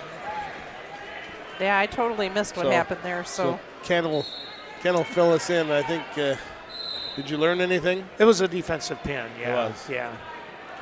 Well, just by the look on Bibba's face, Yeah, he didn't know. he had no. It's like, did I win? No. Did I? Was it me? Now, that's the tough part. You know, you can kind of lose your position and you kind of lose your where are you on the mat kind of a thing, and that's what happened. That was a tough break. I mean, you hate to see that happen to anybody, to be honest. It's, like you said, we don't have anything invested. You just want to see good matches, and it was.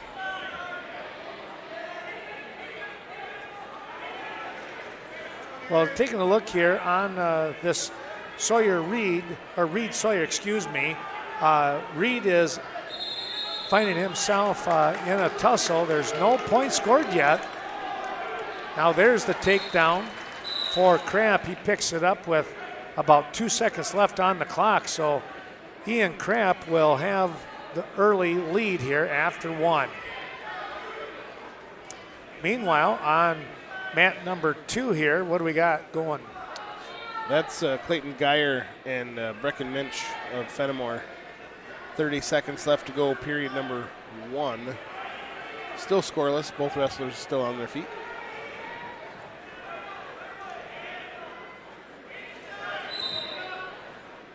I'll get things going. Again, second period.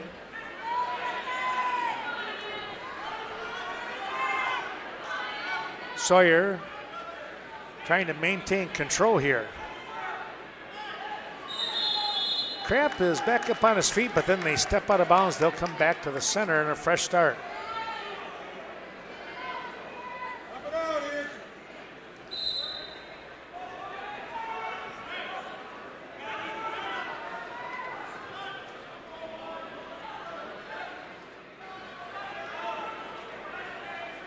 Taking a look here, Sawyer trying to maintain control with Krapp. Krapp back on his knees, trying to tripod up. He's able to rotate those hips and come back to his feet. Reid with a nice back trip, bringing Ian Krapp down to the mat. But good sense of where he was at as Fennimore, Ian Krapp was able to get back to his base. Now they're looking for that fresh start once again. He's up, trying to spike that hand control. Sawyer coming in on the single leg. A lot of pressure now going against Sawyer. Krapp trying to get at least the escape, if not the reversal. But he's in there pretty tight. He's got the near side cradle 2 for the reversal. And he'll jump out a 4-0 lead.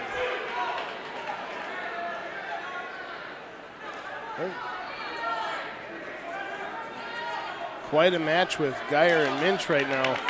Still scoreless. Minch got the cradle locked in, and now in the near fall criteria. Geyer trying to fight off his back.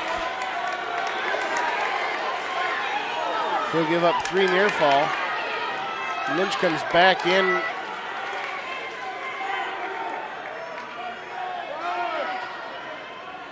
.45 seconds to go, second period.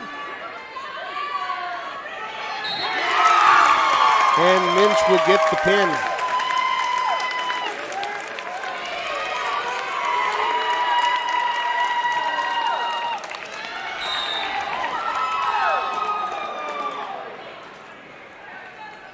So Clayton Geyer will face Tucker Cobb of Marathon.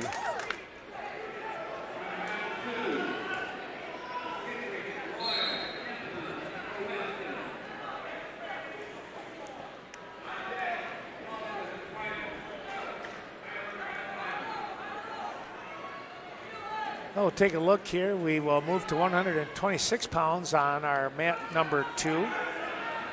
And we're going to be taking a look here at McKittrick, Colin McKittrick of Royal. He will come out onto the mat and face Gavin Templin of Ithaca Weston. Templin, 19-7, a junior. McKittrick, 33-6 coming into the tournament. He's only a sophomore. And give a win to each of these wrestlers because they won their quarterfinals since we're into the semis. So 34-6 for McKittrick, 20-7 for Templin. Meanwhile, it's now 6-0 in favor of Ian Krapp over here on mat number 1. That's in the upper left, the way I had the cameras situated, so we're just going to keep it there.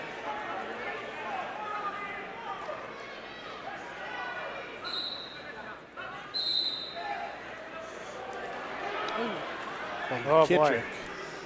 Right into the headlock. Now switches over to half. Got it buried deep. Looked like he's running in Iowa, didn't he? Yeah. Oh, boy. 30-second pin time for McKittrick.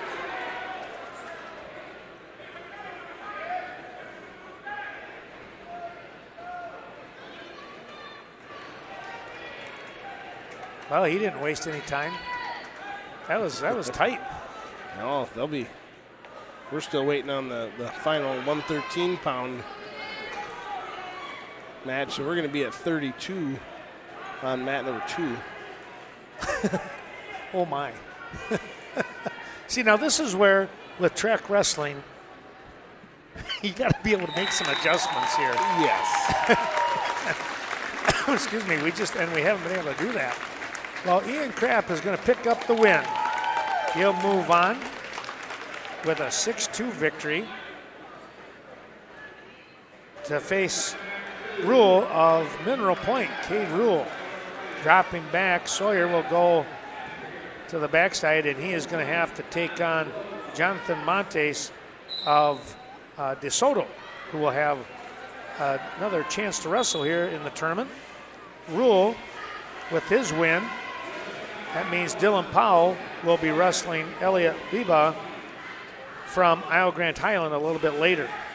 Let's go to 120 pounds. We should have Wopat, Gunnar Wopat of Royal. And we do have him in the upper left. He is taking on Carson Crowe of Mineral Point. Wopat, a sophomore. Crowe, a junior. Meanwhile, what do we have going on your side there, Carl? Well, we're all the way up to 132 pounds. We've got Mason Welsh of Iowa Grant Highland and Trevor Paulson of Aquinas. Wow. Paulson in on a single right now, but Welsh able to provide the defense so far. Got a minute to go in period number 1.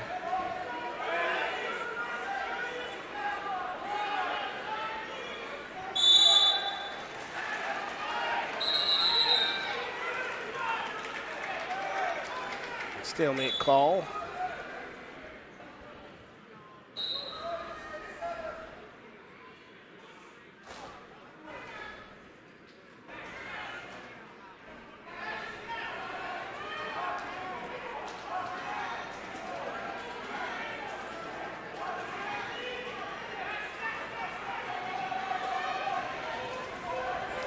Nice little fireman's dump.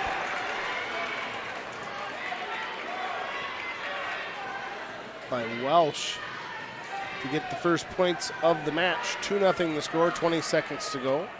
In near fall. Is he in near fall criteria? Nope. Not quite, apparently. Able to keep that shoulder up closer to 90.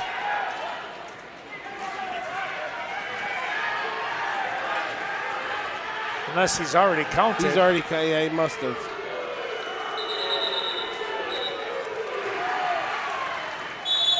There's a takedown for Wopat. They'll have a 2-0 lead early in this match. We now move to period number 2. Yep, period number 2 in the 132-pound match. Welsh able to get the takedown and the near fall to lead 5-0 as they go into the second. As Paulson works from the top, Welsh fighting his way off the bottom.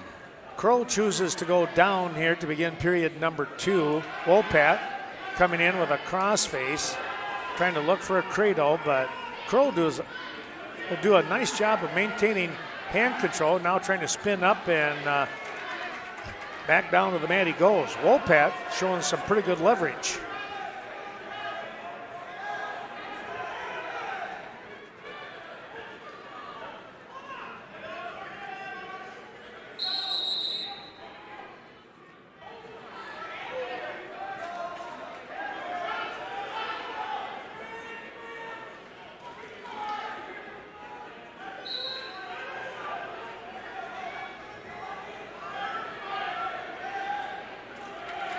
Nearing the out of bounds, and there they go. Adam Guthrie from southwest corner of the state, River Ridge area, our official here in this match. Welsh was able to get an escape and a takedown. He's edged his lead up 8-0 as we see 1 minute left in period number 2, and now into near fall criteria over Paulson and the pin.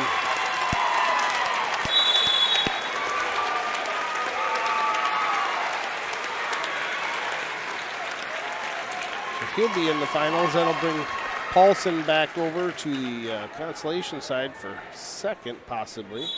Well, I tell you what, Mason Welsh showed a lot of strength there. Good move and the ability to finish off that particular hold. That was tough. Well, that'll move Seth Grino back over to the backside of the bracket, so he'll face Paulson next round. And that'll see the other half, the 132-pound bracket with Ethan Dobbs and Trapper Navsger. Navsker, yeah. Navsker, I think is that's how we were saying it the other day. Mineral Point. Yeah.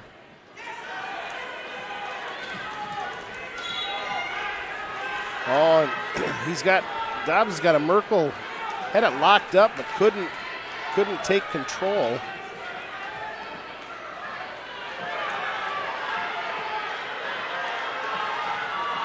So the Russian tie down, tried for a single, but he's going to go back up to his feet.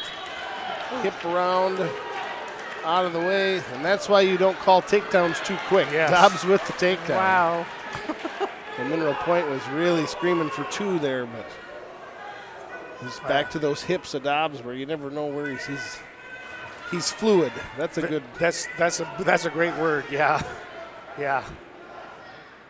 Well, all of a sudden you think you got him, and then you go, where is he? Crap. And then he's behind you. He's a ninja. No kidding. You know, I've never seen him and Batman at the same place at the same time, so it could be. You know, there's an argument to be made. Meanwhile, it's a 2-1 score over here on the mat 1, and I tell you what, it's a great match. It's now 3-1. Wopat picking up another point after the escape. Crowe trying to come in low, not able to get that leg, and Wopat will try and turn the corner here. Got the head posted of Crowe, but he just can't get around the corner. Crowe is trying to catch that outside hip.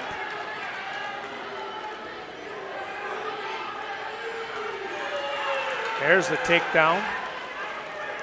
You know, I kind of miss those foam fingers from about 2-3 years ago where it was instead of number 1, it was 2. 2. There you go. Right. I think those were at, I don't know if they were at State or if they were at Bi-State. I think they were at, goodness, goodness. Well, see, there, wow. See, don't get too excited. He's quite high. But 3 seconds left, he got away with one there. 2 and 2. So he's giving him the reversal and the reversal again. Yep. 2 reversal back. So 4-2 the score as we start the second period. That was pretty darn close. Wow. Oh, we might have seen another defensive pin. Yeah, that was crazy. We're still at 120 pounds on this on the Norseman mat. Well, they must have figured out, because they're wrestling the other half the 32 bracket. So I think they got that track wrestling figured out where we're not going to get way ahead on one mat. We're going to start evening things out, hopefully. I hope so, yeah. That's a good call. Well, Dobbs will work from the top position to start the second period. He's leading by a score of 4-2. Wolpat able to break down and pick up the win, 5-1 here after the going to be warned for stalling here on the ride with 3 seconds remaining. And really all he's got to do is just control the hips here. He'll sit back on the leg and take that victory in hand. Wolpat punches his way to the state tournament. He'll try to go in the first place sectional championship spot a little bit later this afternoon. 5-1 your score. Dobbs, if he could get his leg back out of there. Navsger reaches, he's trying to reach over for grab that leg. 1 minute to go. Score still 4-2. Dobbs of Baroka leading. Well, Vinnie Klum will get a chance to wrestle another match at sectionals, as long as Wolpat picked up that victory. At 126 pounds, we are going to see Brett Birchman from Fennimore step out onto the mat, and he is taking on Lucas Sullivan. These two guys know each other very, very well. Birchman is going to pick up the first point, or points, I should say, in this semifinal. He leads 2-0 off from the takedown.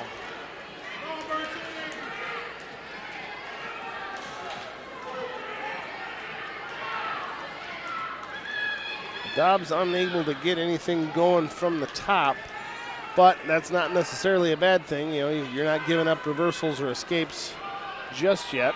Mom Christine just yelled, "Come on, Ethan, let's go." I could hear her over here. Did you? Yep. That's funny. Switches over. He's got a cradle locked up, but he's going to give up the reversal. Navsger able to pop his head out as Dobbs tried to take that cradle over. And now it'll be Dobbs' decision. Tied up. He looks to go, or is it Navsger? Well, he took a look at the coaches, and it was either neutral or down, and he said, let's go down. Oh, and he's a funky wrestler where you never know what he's going to do. He's unpredictable, up to his feet already. Nice to turn and face, but out of bounds they go.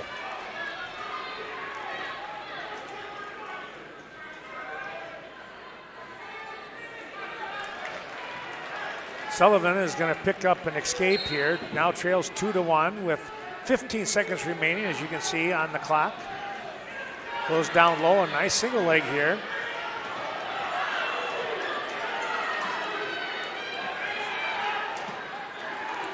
Dobbs able to lock a cradle up. He hasn't lost any control yet. He's got to try and break that leg free of Navsger. Sullivan is going to pick up the takedown, but no back points. And Fennimore coaching staff is saying, wait a minute, there shouldn't have been a takedown. But you know what? They have the officials have the electronic buzzer on their wrist. Yes. So that that can really, that's huge, Yeah. you know. Just had a warning green Yep. against Dobbs over on the No, that was Oh, sorry. that was the against other opponent, Navsgard. sorry. Yep. And Dobbs will get the reversal. He'll pull ahead 6-4.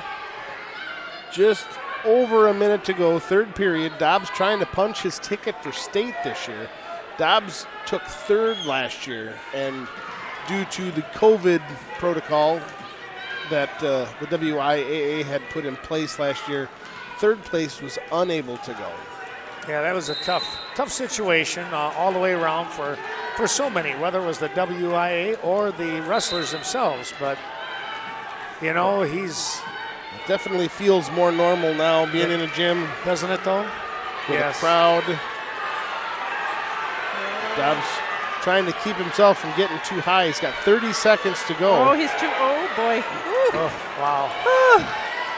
Take my blood pressure medicine here pretty quick.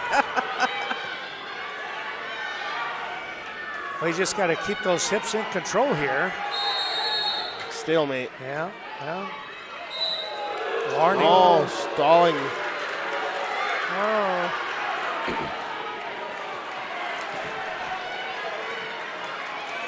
So Dobbs will give a point to Navsgard. 6-5 the score with 14 seconds left to go. 14 seconds is enough to get another stalling call, too. That's true. So he has to be vigilant in trying to be offensive. Right now, Navsgard has got to be thinking a point to tie it up. Look for that escape. Tight waist and a head lever and do everything you can. Hand to him. Dobbs able to post his head with 2 seconds left to go, and Ethan Dobbs will punch his way to Madison. Wow. Good job. 6-5 the score. Navsgard will drop to the backside, and he will wrestle Nick Stitzer of Riverdale.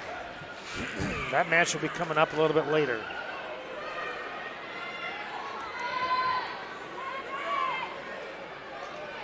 Well, let's take a look here as we still have Birchman and Sullivan. This is a really interesting match. It's now 6-2 in favor of Sullivan as he was trailing 2-0. He has battled back here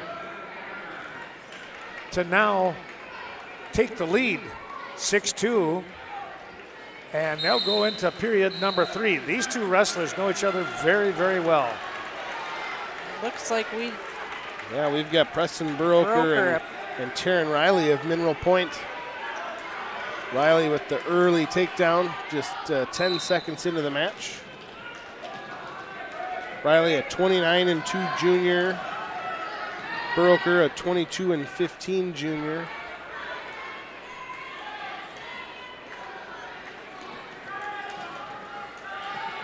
Now Riley locking up a cradle, hopping sides, and just pulling that back over. And he will get the pin. 40-second pin time for Riley. That'll put Burroker on the backside, trying to work his way to third. He will take on Tristan Stelt of Fennimore in the wrestle back.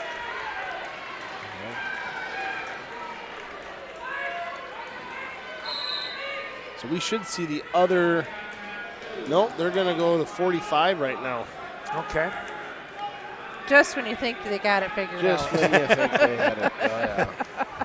So this will be They fake this out. Flaggy Flagy, yes. and Orloff. Yes.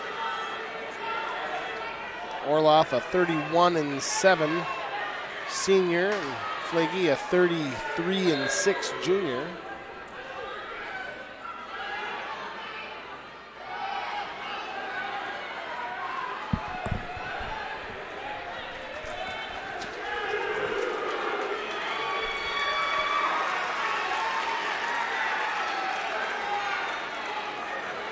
Sullivan with another 2, leads 8-2 now.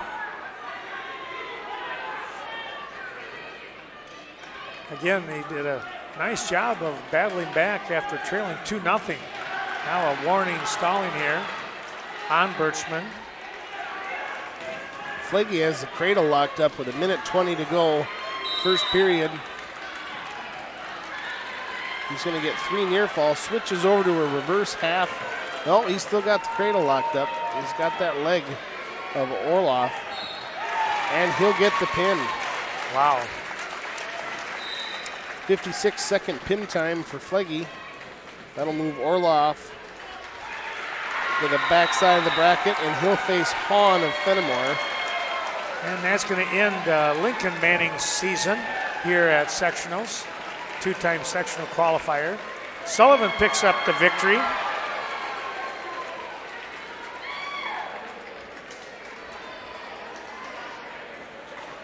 So Birchman at 126 will now have to wrestle Blake Hanson. Blake Hanson able to get another match in. That, again, those matches coming up a little bit later here. At 138, we have... we should have Blake Hanson and Kaden Linder. Oh, they jumped up to 52 on our... On mat 1, yeah. Yeah, Pinky is on mat 2. He's facing Emerson Mullen of Iowa Grant Highland. Well, at 138,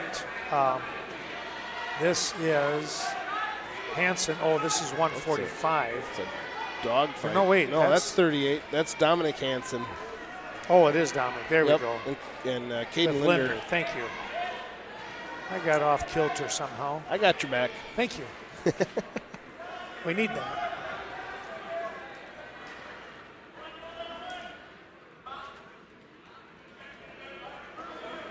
Well, Pinky has been ranked high throughout the year. I think he's somewhere around, what, 2 or 3? 2 or 3, I believe. Yeah, because Brzezinski has been ranked 1. Yep. Even though Pinky, or no, who beat Brzezinski at Bi-State?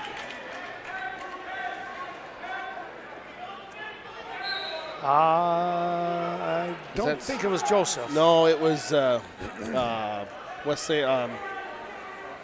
it? As soon as you say the name, I'm going to go, yeah, it was that guy. We're in trouble because I'm probably not going to be able to say it now. West Salem kid, I thought. Really? Or no. I'll think of it. Okay.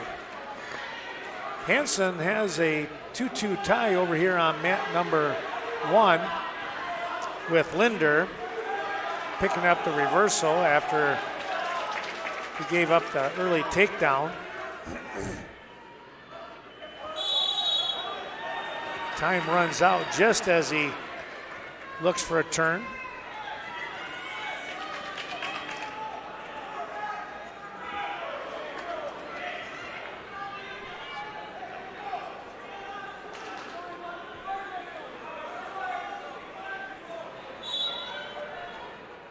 Let's go back and take a look here. Fresh start here as we begin period number 2. Hanson in the down position. Linder goes right into a pinning combination. Oh boy. Is he going to get a turn here? He's got at least 2. Hanson is able to gut his way right over the top, but in the process he did give up the 2 points, but he comes right back battling here with the reversal. That knots it back up again at 4 apiece. So just to prove that people are actually watching, DeSoto ag teacher Hillary, she just messaged me and said it was Crotwell from Holman. Oh, okay. Okay. So shout out to Hillary there in DeSoto. Thanks for watching. Hopefully Yeah. I'm not too annoying to listen to. At least you don't have to look at my face. That's We're behind the camera. That's what we like. So, so I could not think of who it was. I wanted to say it was a Division I wrestler, but I could not think who it was. Well, I want to say that Parker Crotwell wrestled for West Salem maybe in as his youth years. Oh, that could be. But like I said, I'm only right half the time every time. So the other half, I was only mistaken. There you go. Well, Linder comes up with a reversal and some back points, 2 near fall, and then Hanson able to recover and pick up a reversal himself, but he trails 10-6. Hanson coming in at 30-6 in the semifinal match. Linder comes in at 32-9. He is a junior, Hanson the senior.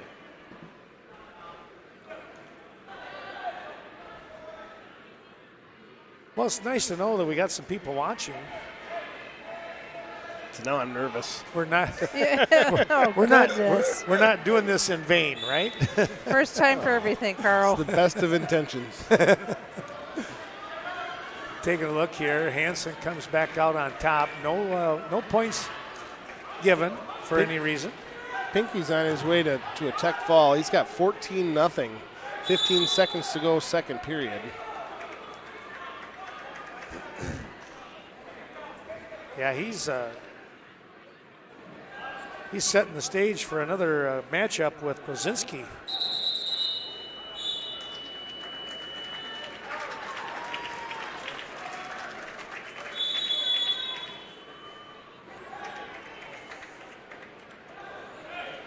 Carl, he's going to take his choice and go down, and we'll see if he picks up that escape or what he's going to do there. Ooh, false start.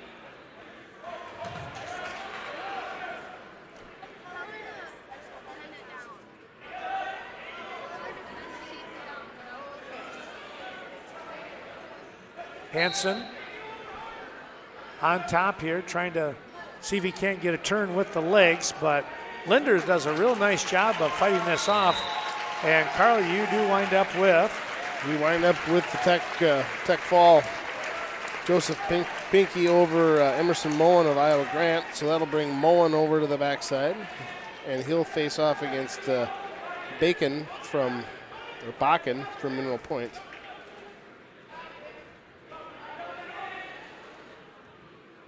Okay. Now we'll see where we end up. If they'll do the other half of the 52. Yep. Yeah, looks like it. O'Neill and Brzezinski coming out. O'Neill, I'm thinking these two guys might have bumped heads on the football field. very possible. O'Neill, a 32-10 junior. Brzezinski, a 45-1 senior.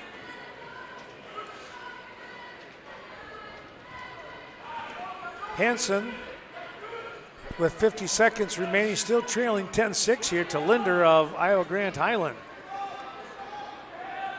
Linder picking up their reversal and now has a little bit of a pinning combination. Oh, nice job by Hanson to not give up any points there.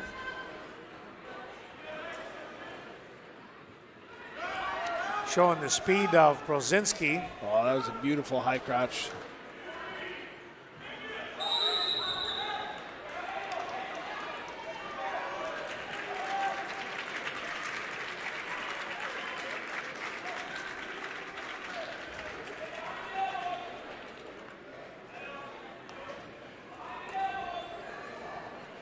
Take a look here. Coming up also at 145, we're going to see Wanik of Riverdale taking on Garrett Vatlin of Westby. Well, there is the final 12-6 your score at 138 pounds. Linder will move on to the championship. He already knows he's going to state.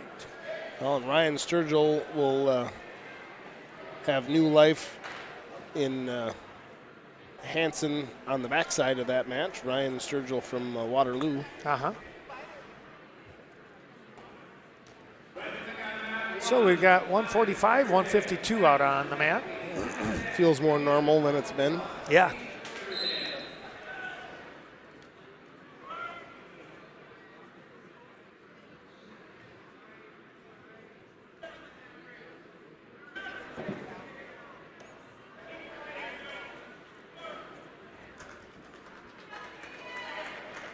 Well, one of my old wrestlers from Lancaster just texted and said, hey, I'm out of town, but I'm watching you guys doing a great job. Well, now we got 2, maybe 3 fans watching.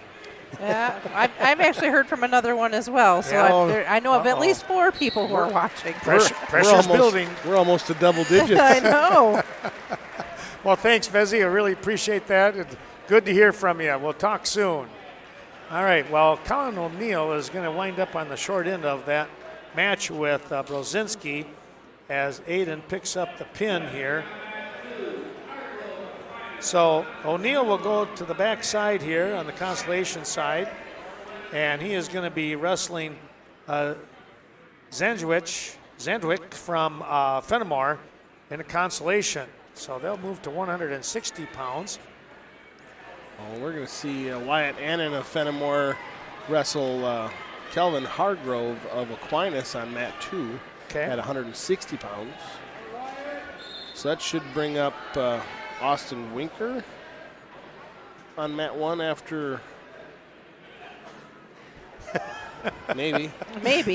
Heidi Hubach just texted and said, count us in on that now. Oh, woohoo! I better quit talking bad about Heidi now. Oh, shoot. And, of course, I knew Leah Kroom was watching on TV, so she chipped in, too, and said, hey, gotcha on TV there. So how about that?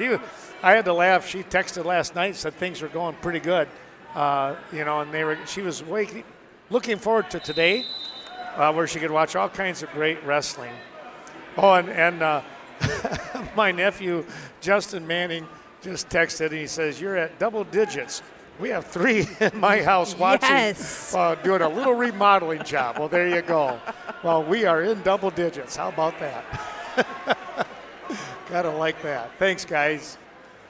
We appreciate it. And, of course, some fantastic wrestling going on here today at the sectionals. Hargrove on mat 2 has had a couple of nice takedowns and given up 2 escapes to Annan. That score now 4-2. 45 seconds to go, first period. Vatlin's match still scoreless. Yeah, into the second period here, and now it's going to be Wanek picking up the first points in this match. He'll lead 1-0.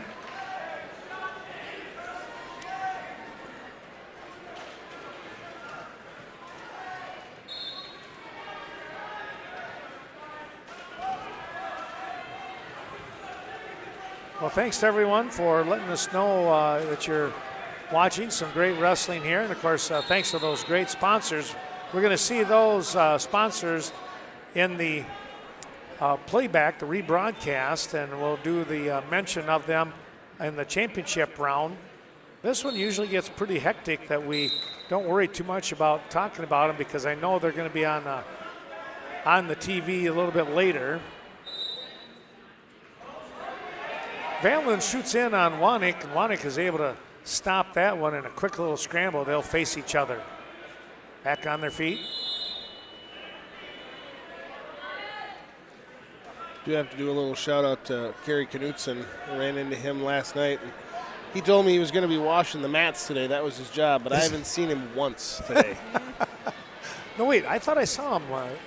He's hiding somewhere. We got to give him. He said he'd come up and do some color commentary. Uh-huh. He said he'd watch his language even. Well, we have to give him the raspberries. We can't find them. Got a good hiding spot. There you go. Vantlin trying to come up with a takedown there, looking at a front headlock situation, trying to throw by. He did a little hip throw, but I tell you what, Wanek now back in on a shot. Good re-shot there by Wanek. Gut wrench situation by Vantlin trying to save the takedown, and he does right at the buzzer. No points. See, we've got Truck Hannah over yonder watching some wrestlers. There's no Prairie wrestlers here, so he must be watching some of the old boys from Viroqua. Oh, that could be. But Truck is a little bit of a social butterfly, so he probably knows most everybody in here anyway. There you go. Couldn't imagine that. Well, it's going to be Vantlin in the down position, trailing 1-0 as he tries to come out from underneath. Wanek in control here. A little bit high. He's got to be careful. Right now, you're probably just hoping you can get a a stalemate situation. But Vatlin slowly trying to work out on the backside of this. He split the legs of Wanik, and we'll wait and see. He's got to get his head free. Yep. There it is. Yep. 2 for the reversal. Now, go ahead. I was going to say Hargrove is leading 9-2 over Annan of Fennimore. 30 seconds to go, second period. And now Annan in near fall criteria. He's got a 2 count right now. So 11-2 is the score once those are awarded. Just got a message from Linda Gilardi. We are also watching. My cousins are Joe and Jesse Penke. Oh, And of course, watching Viroqua, Hadley and the team. Yeah, how about that? So thanks, Linda, for tuning in with us today. Right now, Wanik trying to come out from underneath there. He's got a little fireman's. 30 seconds remaining. Vatlin in control yet.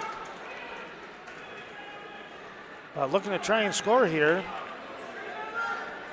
is Wanik. He's trying to come up with a Granby situation here. There was a count, now none. There's the 2 reversal. 5 seconds left to go.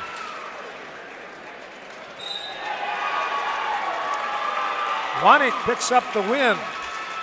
4-2 it says on the board. And he is on his way to the state tournament. So that'll give Ethan Klinkner of Cashton new life. He'll wrestle Vatlin in the backside of the bracket.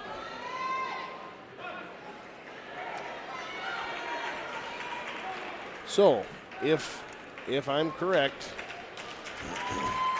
we should see Winker and Meese. They've wrestled once before at the Lee Griffin. That going to Meese earlier in the year. Aquinas just won over on this other mat. Now that was 18-2. Hargrove. Well, I was just told, here's a quick heads up. Now we can really be nervous. Uh-oh. We have over 250 people watching on the stream. Holy cow, Ken. I really appreciate that. Thank All you, right. everyone, for I'm out. coming on board. You out? Carl's can tapping finish. out. No, Carl, you're fine. You're doing a great job, buddy. Well, let's go to 160 pounds, where Ashton Meese steps onto the mat, and he is going to be facing Austin Winker of Viroqua. Meanwhile, we bounce up to 170 pounds on your mat, Carl. Yes, we've got David Moline of Aquinas and David Fargen of Ithaca Weston. Bet you David's going to win.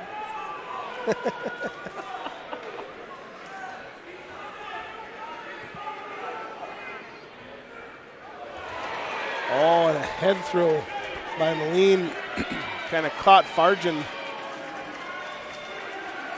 Moline is just tough. I mean, that's all there is to it. He was in the finals at the Cheesehead, if I remember correctly. We got a timeout on our other mat here with blood time. Meese is leaking. Okay. Let's turn our attention to your mat. Well, not much. We still got Moline in full control over Fargen of Ithaca Weston.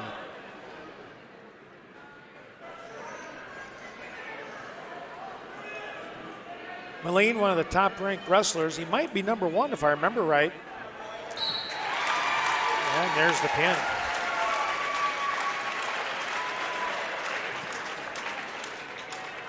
So that'll bump Fargen back, and he will wrestle Wolf from Lancaster. On the backside of the 170.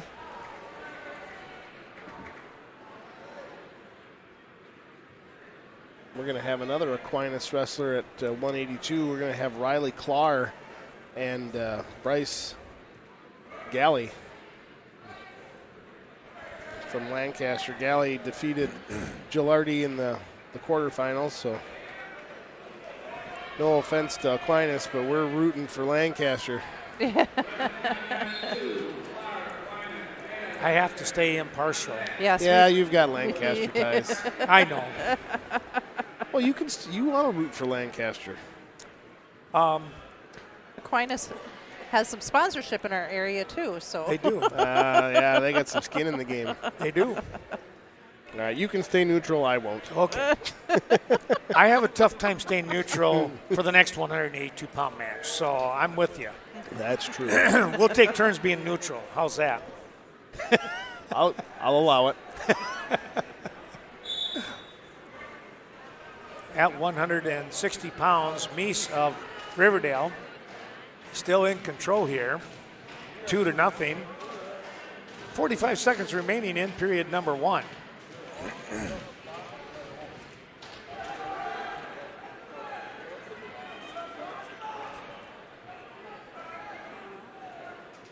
I'm going to keep my mouth shut on the Winker match because every time I say something, just the opposite happens. There you go. You hate it when that happens. Good roll through there by Meese. Ashton at one point in the season was at 152 for the bi-state and then just made the decision that, I feel so much stronger at 160. So that's where he went. And he's been doing a great job ever since.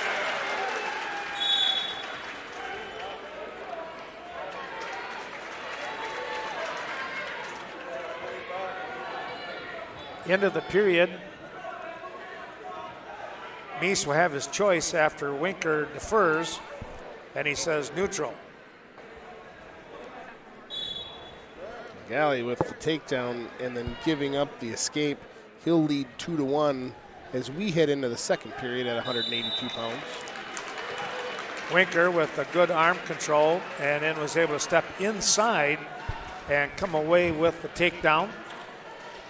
Now looking for that, what I call the Fritz, but it's not there. So he'll let go and now elects to release Winker, and they're going to go some takedowns.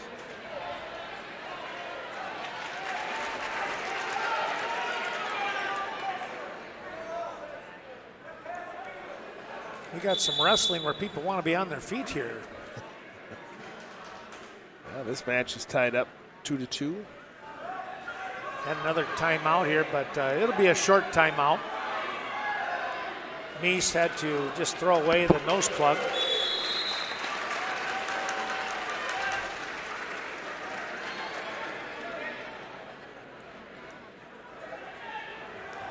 Meese with a nice double, picking up the takedown. And now Meese goes into a tilt. All I saw was a quick flurry by Clark over there. Clark had the reversal and then locked the cradle up. He's got 1:05 to go. It's tied 4-4, but he's going to pick up the pin. My goodness. He's excited. Yeah, he just punched his ticket. So that will end Gilardi's chance. Move Galley back to the backside, and Alan James from Mineral Point will face Galley. They're going to go to 195. That just means I have to wait a little bit longer for my nephew. Patience, Ken, patience. I know. So this will be Meese with another 2. Out in front, 8-2. Time running short here in period number 2. McCartney and Havelick. yes.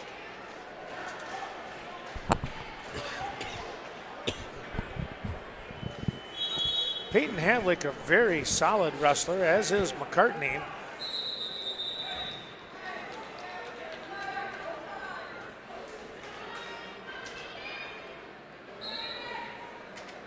Well, the third period to start here at 160. They're both going to be on their feet once again. Trying to get a snap was Meese. Looking for a fireman's high crotch series was Winker. Meese dropping those hips right down on top, though. He is very close to picking up the takedown.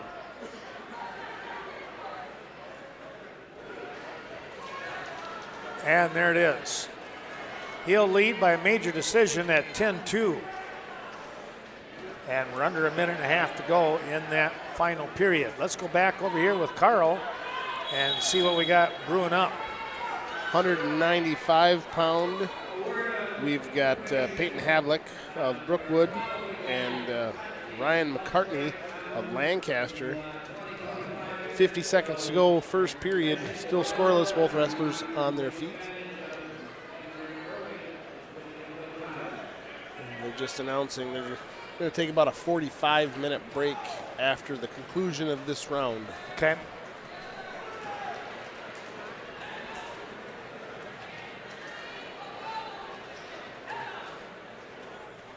So a 45-minute break coming up, folks. That means once we're done, now we are at about 10-1 right now, aren't we?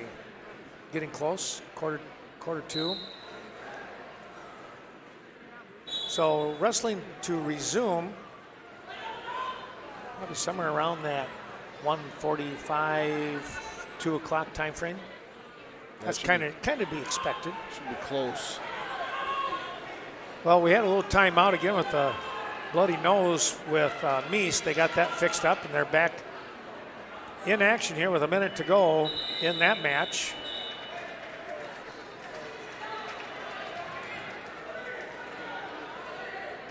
And Winker just got nailed for stalling and got Meese at another point. 11-2 now the score with 45 seconds to go. Okay.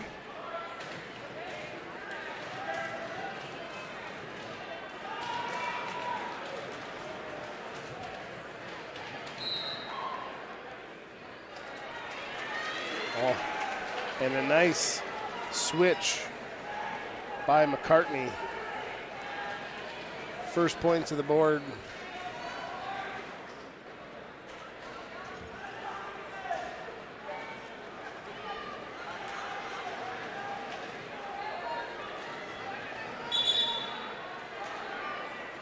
Oh, nose plug fell out again. Yeah, another timeout. We'll just leave it. We don't need to wipe the mat. Nah.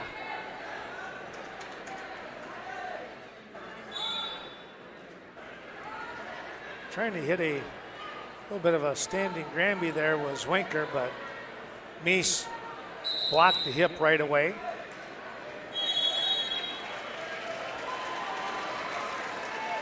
Well, McCartney, as you mentioned, with that reversal, he has been in control here now with only a minute 11 left as Meese picks up the victory.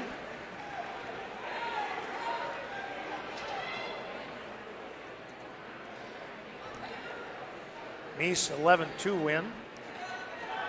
We'll should see Bo Hanson of Mineral Point and Nathan Blasky of Fennimore on mat 1 now. All right, yep. You still have to have patience, Shelley. I know, it's hard. It is. I would imagine Rand is feeling the same thing. I'm sure of it. I guarantee it. 2-1 score now. Second period, 30 seconds to go with that 195-pound matchup.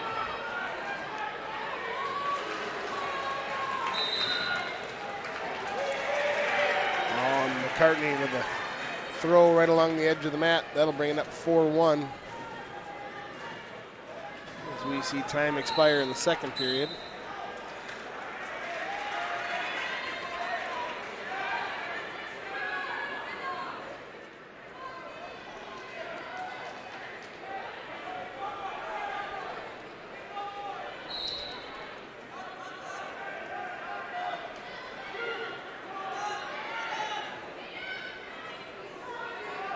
Two-one score here at 170 pounds. Bo Hanson of Mineral Point now shooting in on a nice single leg. Looking to bring Blasky, the freshman, down to the mat here. No score yet, as far as no points earned yet. Havelick of Brookwood trailing by a score of 4-1, chooses to go down to start the third period.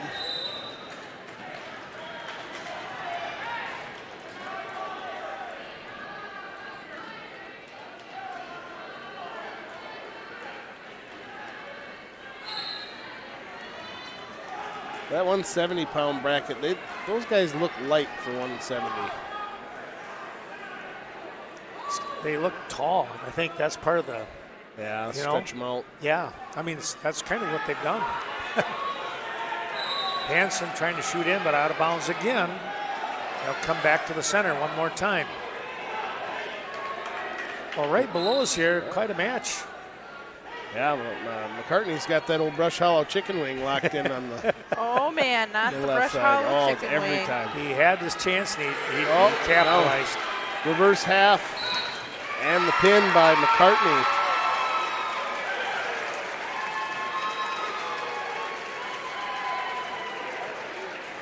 It was all in the Brush Hollow chicken wing. Well, that will end Ty Nottested's chance of a wrestle back by moving Havelick to the backside and Chadwick from Marshall? Was it? Was it Marshall? yeah. Have a wrestle back there. Yeah. Now Well, now we're going to bring out. There we go. No, we're bringing out Scallon. Scallon. Oh goodness. Yeah, still patience. So Jed Scallon comes out onto the mat at 195 pounds. Scallon comes in at 43-4 to the semifinal match. And he has got a tough one on his hands with Cal Dorota, a 37-2 senior. And Dorota, if I remember right, was ranked, I want to say he's ranked number 1. Scallon was ranked number 3 the last I looked. Quick takedown by Dorota. And now he goes right into a front headlock, catches a cradle.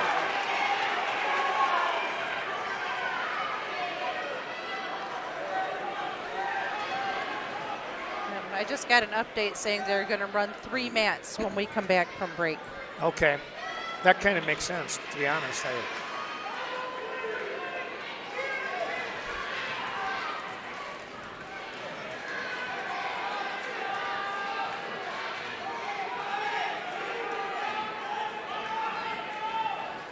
7-2 score here on a match with Bo Hanson. Oh, there's a pin. Wow.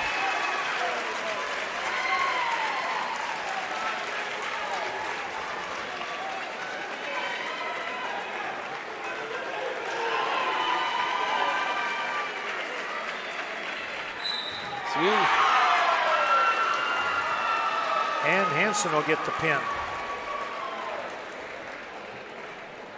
So Blaine Permer's still alive.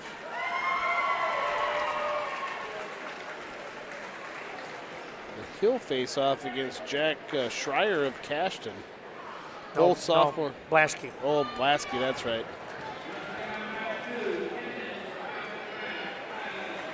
Well, let's see. Self is coming out. Manning is coming out. Here we go. 182 pounds. There they go west. And Jacob Manning on the left, upper left corner of the screen. And Marshall Self at 220. Manning taking on Peck Argyle. This is Tate Hertz, 28-13. Manning coming in on a double leg here, has it up and brings him down to the mat for 2. Well, nice way to get things started here for Jacob Manning. Manning trying to get a wrist out. Maybe look for armbar series. We'll wait and see.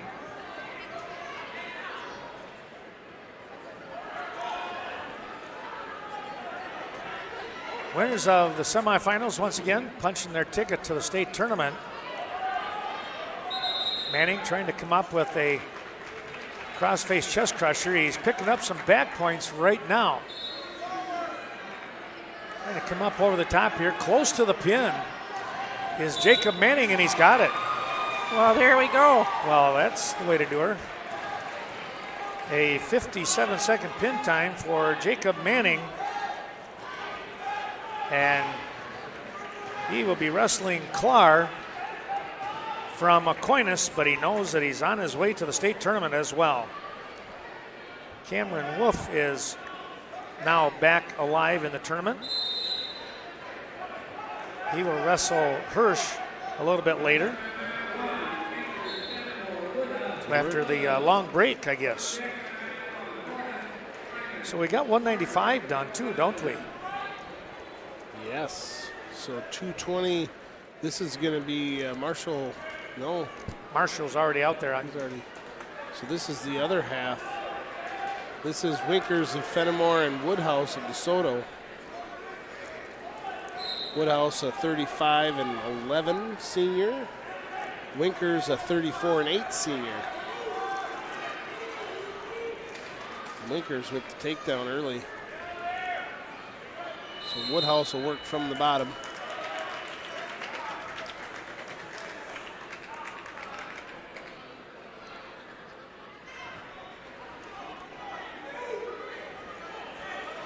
We have 220 on both the mats. How did that happen?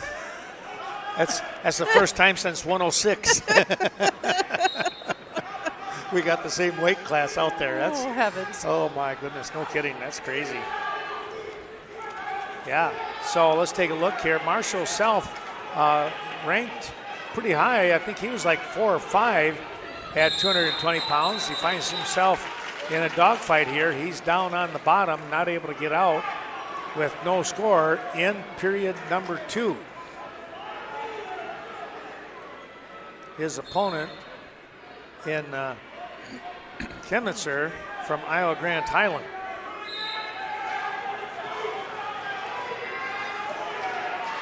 Not sure if these two guys have wrestled anywhere along the way or not. Self will pick up the escape. Woodhouse trying to hip over. Almost had a reversal. Those singlets are very similar. Wow. Yeah. Yeah, you got to keep an eye on it, don't you? Now we sound like those radio people talking about singlet covers. I know which one the DeSoto one is, so just letting you know they're very similar. Well, we got a 1-0 score with Marshall Self over here on the match with Kemp. I gotta always look at it because it's kind of a tough one. Chemnitzer from Iowa Grand Highland.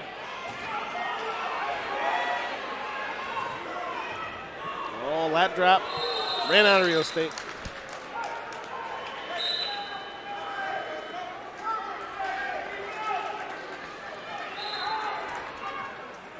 Self only a junior.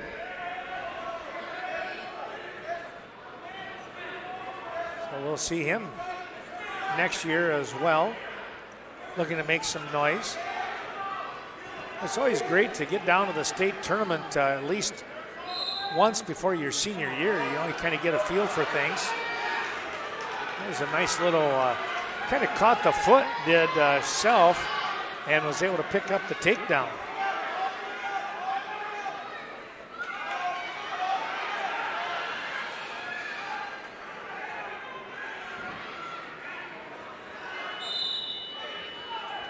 Time runs out.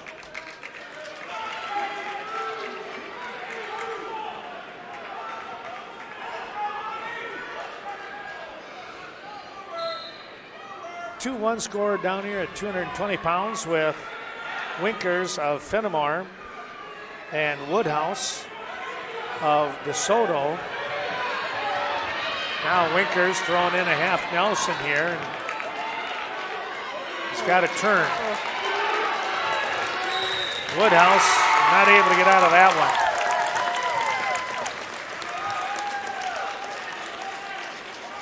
one. Winkers picks up the pin.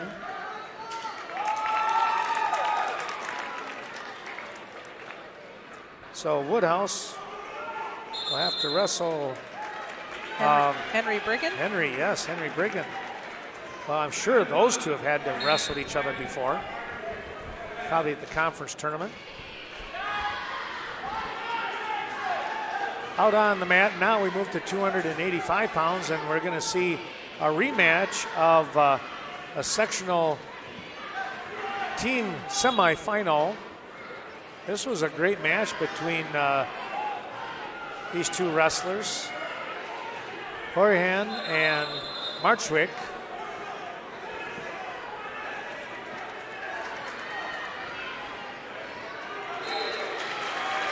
Horahan is going to pick up the opening takedown and the lead at 2-0. Marchwick able to stand up and cut back in, cut the lead in half, 2-1.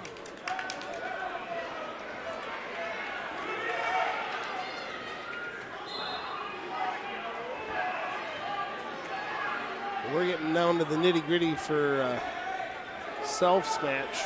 He's leading 3-0 with 30 seconds to go. And both of them are on their feet.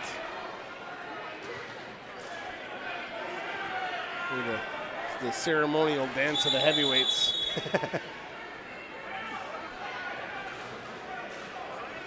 (4-1). Horahan with the lead.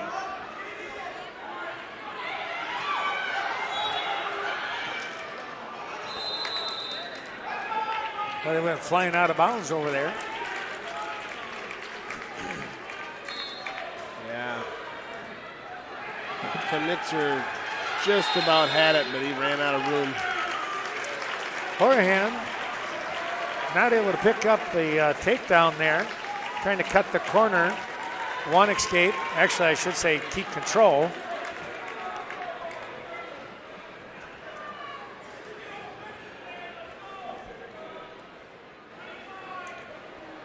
So Marshall Self on the way to the state tournament. He will face Winkers of Fennimore.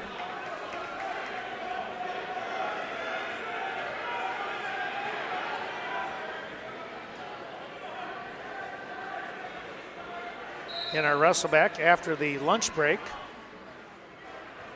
A quick takedown by Nottestad.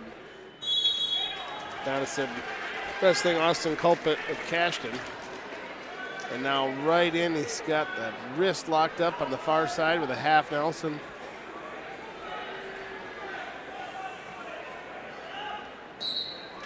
And the pin. He didn't waste a whole lot of time there, did he? No, he didn't. 22-second pin time.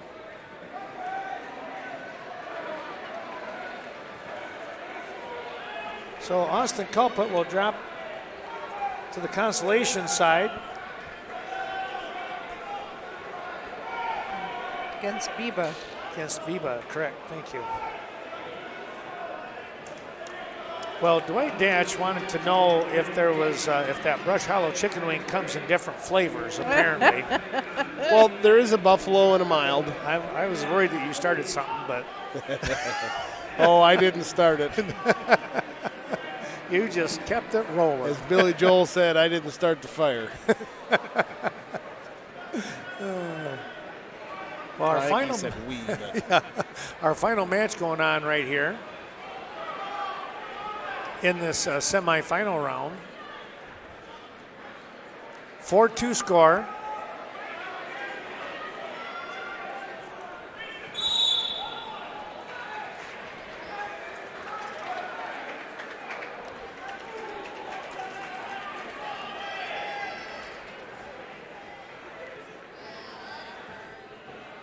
.57 seconds remaining in this matchup.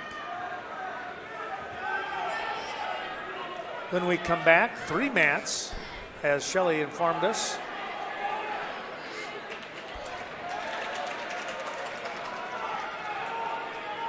So we'll go with our, I don't have a 3-picture screen, so we'll go back to our 4-picture and not worry about our clocks, I guess.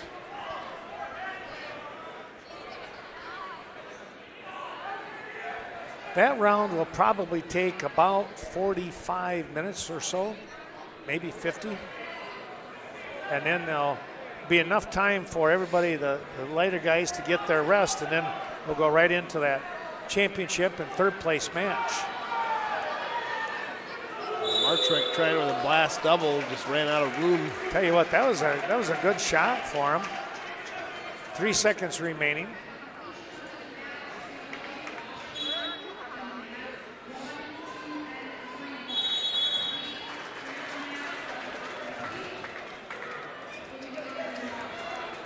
Horahan has a choice, and he says neutral. Dwight just texted and said, hey, great job, you guys. A lot of great wrestling going on, so appreciate that, Dwight. Thanks for your help, too, by the way, with the conference tournament at Ithaca and the regional at Cashton. You and Shelley working well. Everything sounded pretty good. Thank goodness, huh, Dwight? Yeah, it was a nice job. Got it. More wrestling we get on, the better. It was a busy couple of weeks with conference tournaments. We had 3 of those on the air. Carl had the Cooley Conference. Thanks for that, Carl. That had to be a little hectic, too. Was. There was a lot of stuff going on. A lot of wrestling going on there. But you had a pretty good camera person, right? I did. Maddie did very well. Yes, she did. Yeah, that was great. Well, we hope to do it again next year, but you know what? We still got more going on here. We got a whole another few days of it. Yes. Thursday, Friday, Saturday next week. Look forward to that. Those, all the matches and coverage at the state tournament, folks, will be tape delayed. We will not be doing any streaming because the WIAA will have the streaming going on themselves. So we are doing a tape delayed. We'll bring all that back to Channel 14 and the individual schools later on that following week. And of course, man, that sounds hard to believe. It'll be the first week of March. Yeah. Spring right around the corner. 4-3 score. Marchwick trying to dive in here, but he's getting flattened out now. Horahan. Oh, can he hold on? Looks like he can.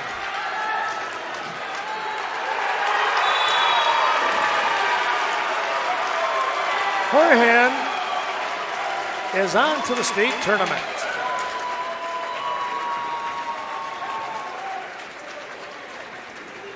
Well, I tell you what, that was a good match. Marchwick will drop to the backside. He'll wrestle Cambridge in Flom Presley.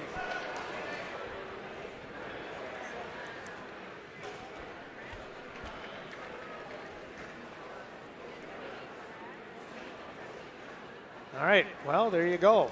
It is Horahan. Well, we are now into this a 45-minute break here, which means we'll be back sometime just a touch before 2 o'clock. We'll say about 1:50, somewhere in that vicinity. We'll be back with the action here. But Shelley, your thoughts here on this these first 2 rounds? My goodness, quite the day already. We have seen some fabulous wrestling, Ken. Just outstanding. Yes, that's for sure, and we look forward to some more here. Carl, all the matches going on here.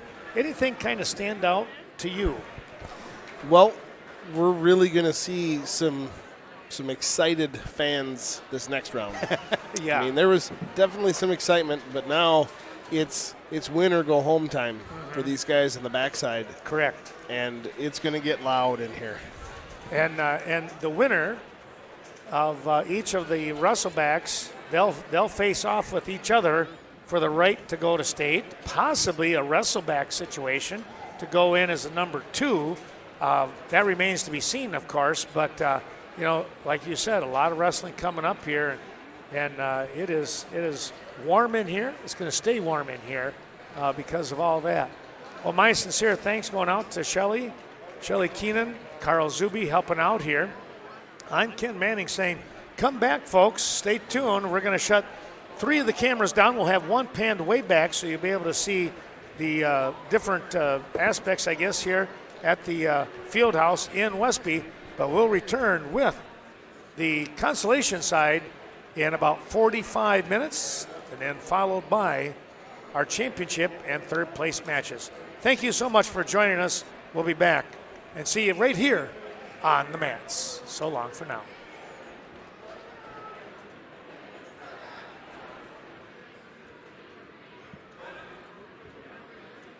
So they made an announcement. Talked about 20 or 25 minutes. Oh, You might really? want to check that out. Shelly, And that's what Pete thought, about 1:30, but you want to check Shelly, check and see if it was 25 minutes or 45 minutes. They made an announcement. I thought they said 20 to 25 minutes. That's what I thought, yeah. We better confirm. Did you hear when they were coming back?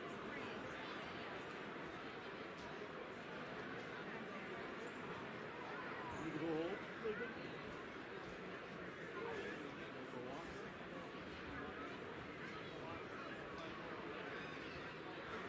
What's that? Ken, what's their schedule now?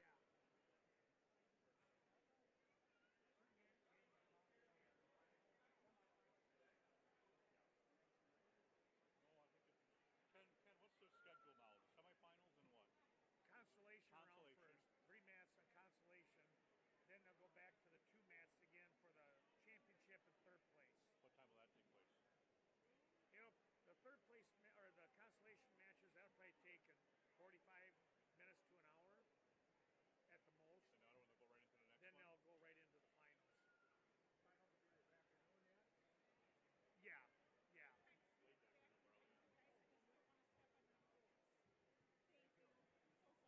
All right, well.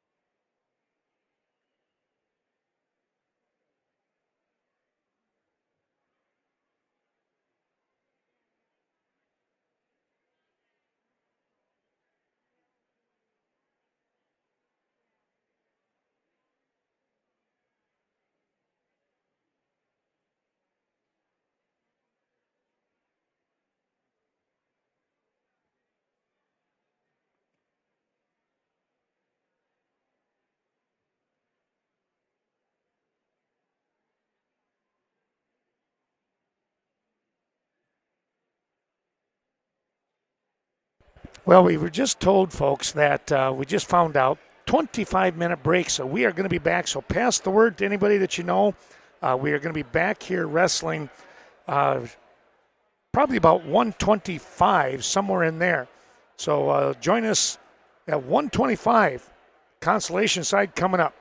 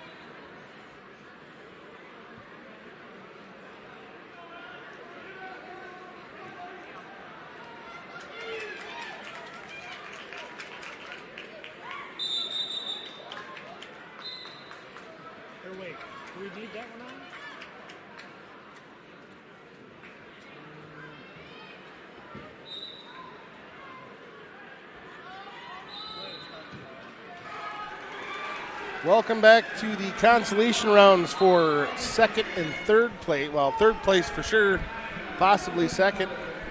We start this off with 106 pounds. Lucas Christensen of Iowa Grant Highland. And he is wrestling Aiden Gruenfelder of Pecatonica Argyle. That's on mat number 1. Right now that score is 2-2 with Gruenfelder riding in the top position. On mat number 2, we have Alexander Radovich from New Lisbon. And he is wrestling Rowan Carey of Mineral Point. That match scoreless and 1:18 to go.